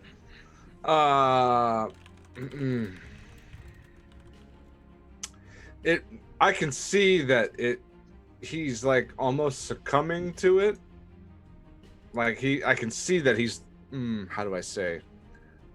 The poison's killing him before my eyes as I'm trying to deal with it, right? You definitely see that your treatment is working, but he is dying. And Okay. Yeah. he's in a pretty bad way. To maybe buy myself some time, can I try to heal his lungs with a thought? This is killing him functionally, what it's doing to him that's killing him is damage. A healing spell would buy him time for sure. Okay, so I would take my hands off and just close my eyes, and some lightning would crackle around his chest area, and try to heal up some of his lungs a little bit. It's a level 1, just to do something. D8 Give you a little 8. something. D8 plus 8 will buy him time. So Zerg gets 12 health Okay. restored. And then she pumps this healing into you. Make me a fortitude save. Hang on. Shit's frozen for me. Everything's Was that? and a fortitude. She gave you 12 health. Oh, you got it. Yeah. 12. Okay. And then make me a fortitude save. Okay. 21 on the fortitude. With a 21, with one last final hacking bout of painful coughing, you're going to take 10 more poison damage. But you feel after that as though the infection, this poison, this mold, has run its course. Ugh. Still just on the floor. You are still drained 3. That doesn't come back, and you're still very injured. This is a immune condition. You say I it's guess- drained, and so my max health is now 15 less than most? 15 less, yeah, for right now. Less than most for you. Yeah, you're still probably more than everybody else in the party with drain 3.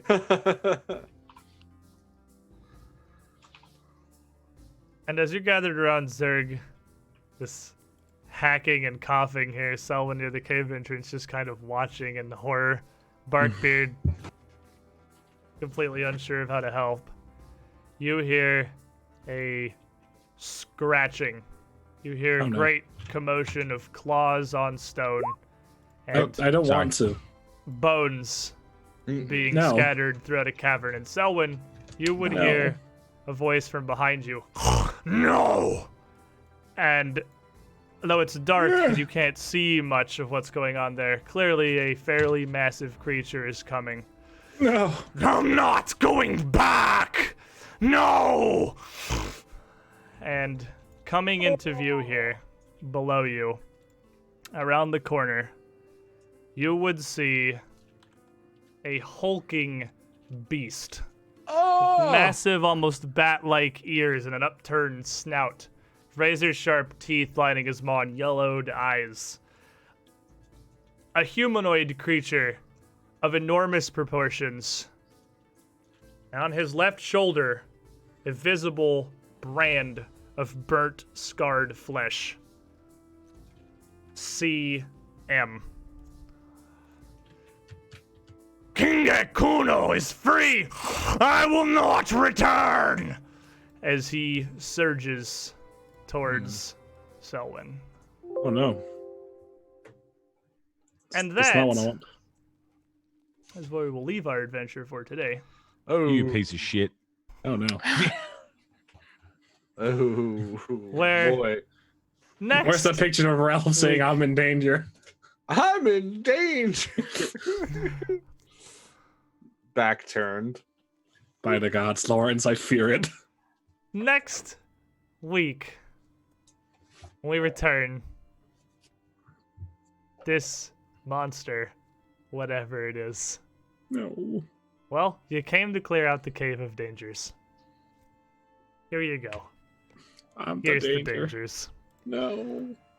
This beast looks truly formidable Pissed? and may very well be with the map of the caves, there can't be much more past where the wolves were.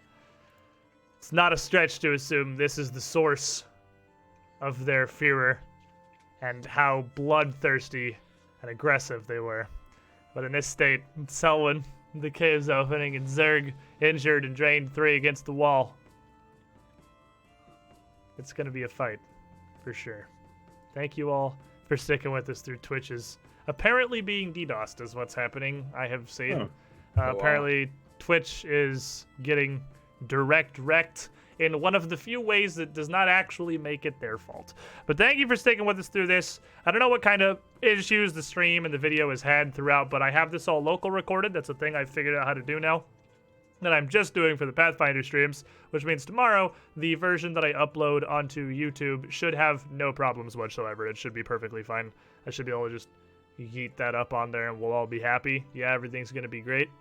We'll see you all next Monday. You know, hopefully Ara totters in here just in time to contribute. Oh, nice. Franklin That would and be Toe. really nice. And maybe, nobody gets murdered? Question mark. Maybe someone dead. doesn't get murdered? Question mark. Good night, everybody.